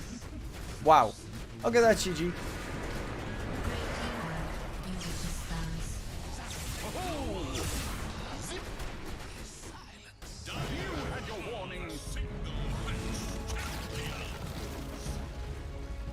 So, yeah, no, Desperate cost them the game, 100%. I don't really think that there's another way around it than he cost them the game. That zip, for instance, where they got the kill onto the Zeus, and then he zipped further to kill off the Warlock that was behind him, and then they dropped the Golem and everything, and Storm was out of mana. Yeah, like, you get the kill on Zeus, great. You tried to go for the Warlock, yeah, that's gonna cost you. Because then, you know, Warlock Golem drop, the heal bot, Solar Guardian comes into play, Avatos, and they just got blown to smithereens. And then Storm doesn't have mana, so he can't really make his entire combo work. One kill and get out, that was kind of what they needed to go for. But I'm gonna go make/eat dinner, because I'm starving. I went to the gym today, and I promised that I'd make dinner. I thought this was gonna be a 2-mapper. I stood corrected in that regard. Hopefully you enjoyed the cast, ladies and gents. I'm going to go offline. I won't be there for the last game in this series. The Russian stream is online for that. I'll quickly check. It's Dota 2 Ru Hub, so check that one out. I am very tired and honestly starving right now. So yeah. Hopefully you enjoyed the cast, and in case I don't see you, good afternoon, good evening, and good night. If you are looking for a new betting website, don't forget to check out WildBet. The QR code is in your screen. Link is down below in the description. If you do sign up, don't forget to message me on Discord. If you do, I will make sure that you can start off your run on Cloudbet with a little bit of, well, a nice incentive. I'll sponsor you 10 euros so you can try out the website. Hopefully you enjoyed it, and I will be back another day. Bye-bye, good day, good evening, and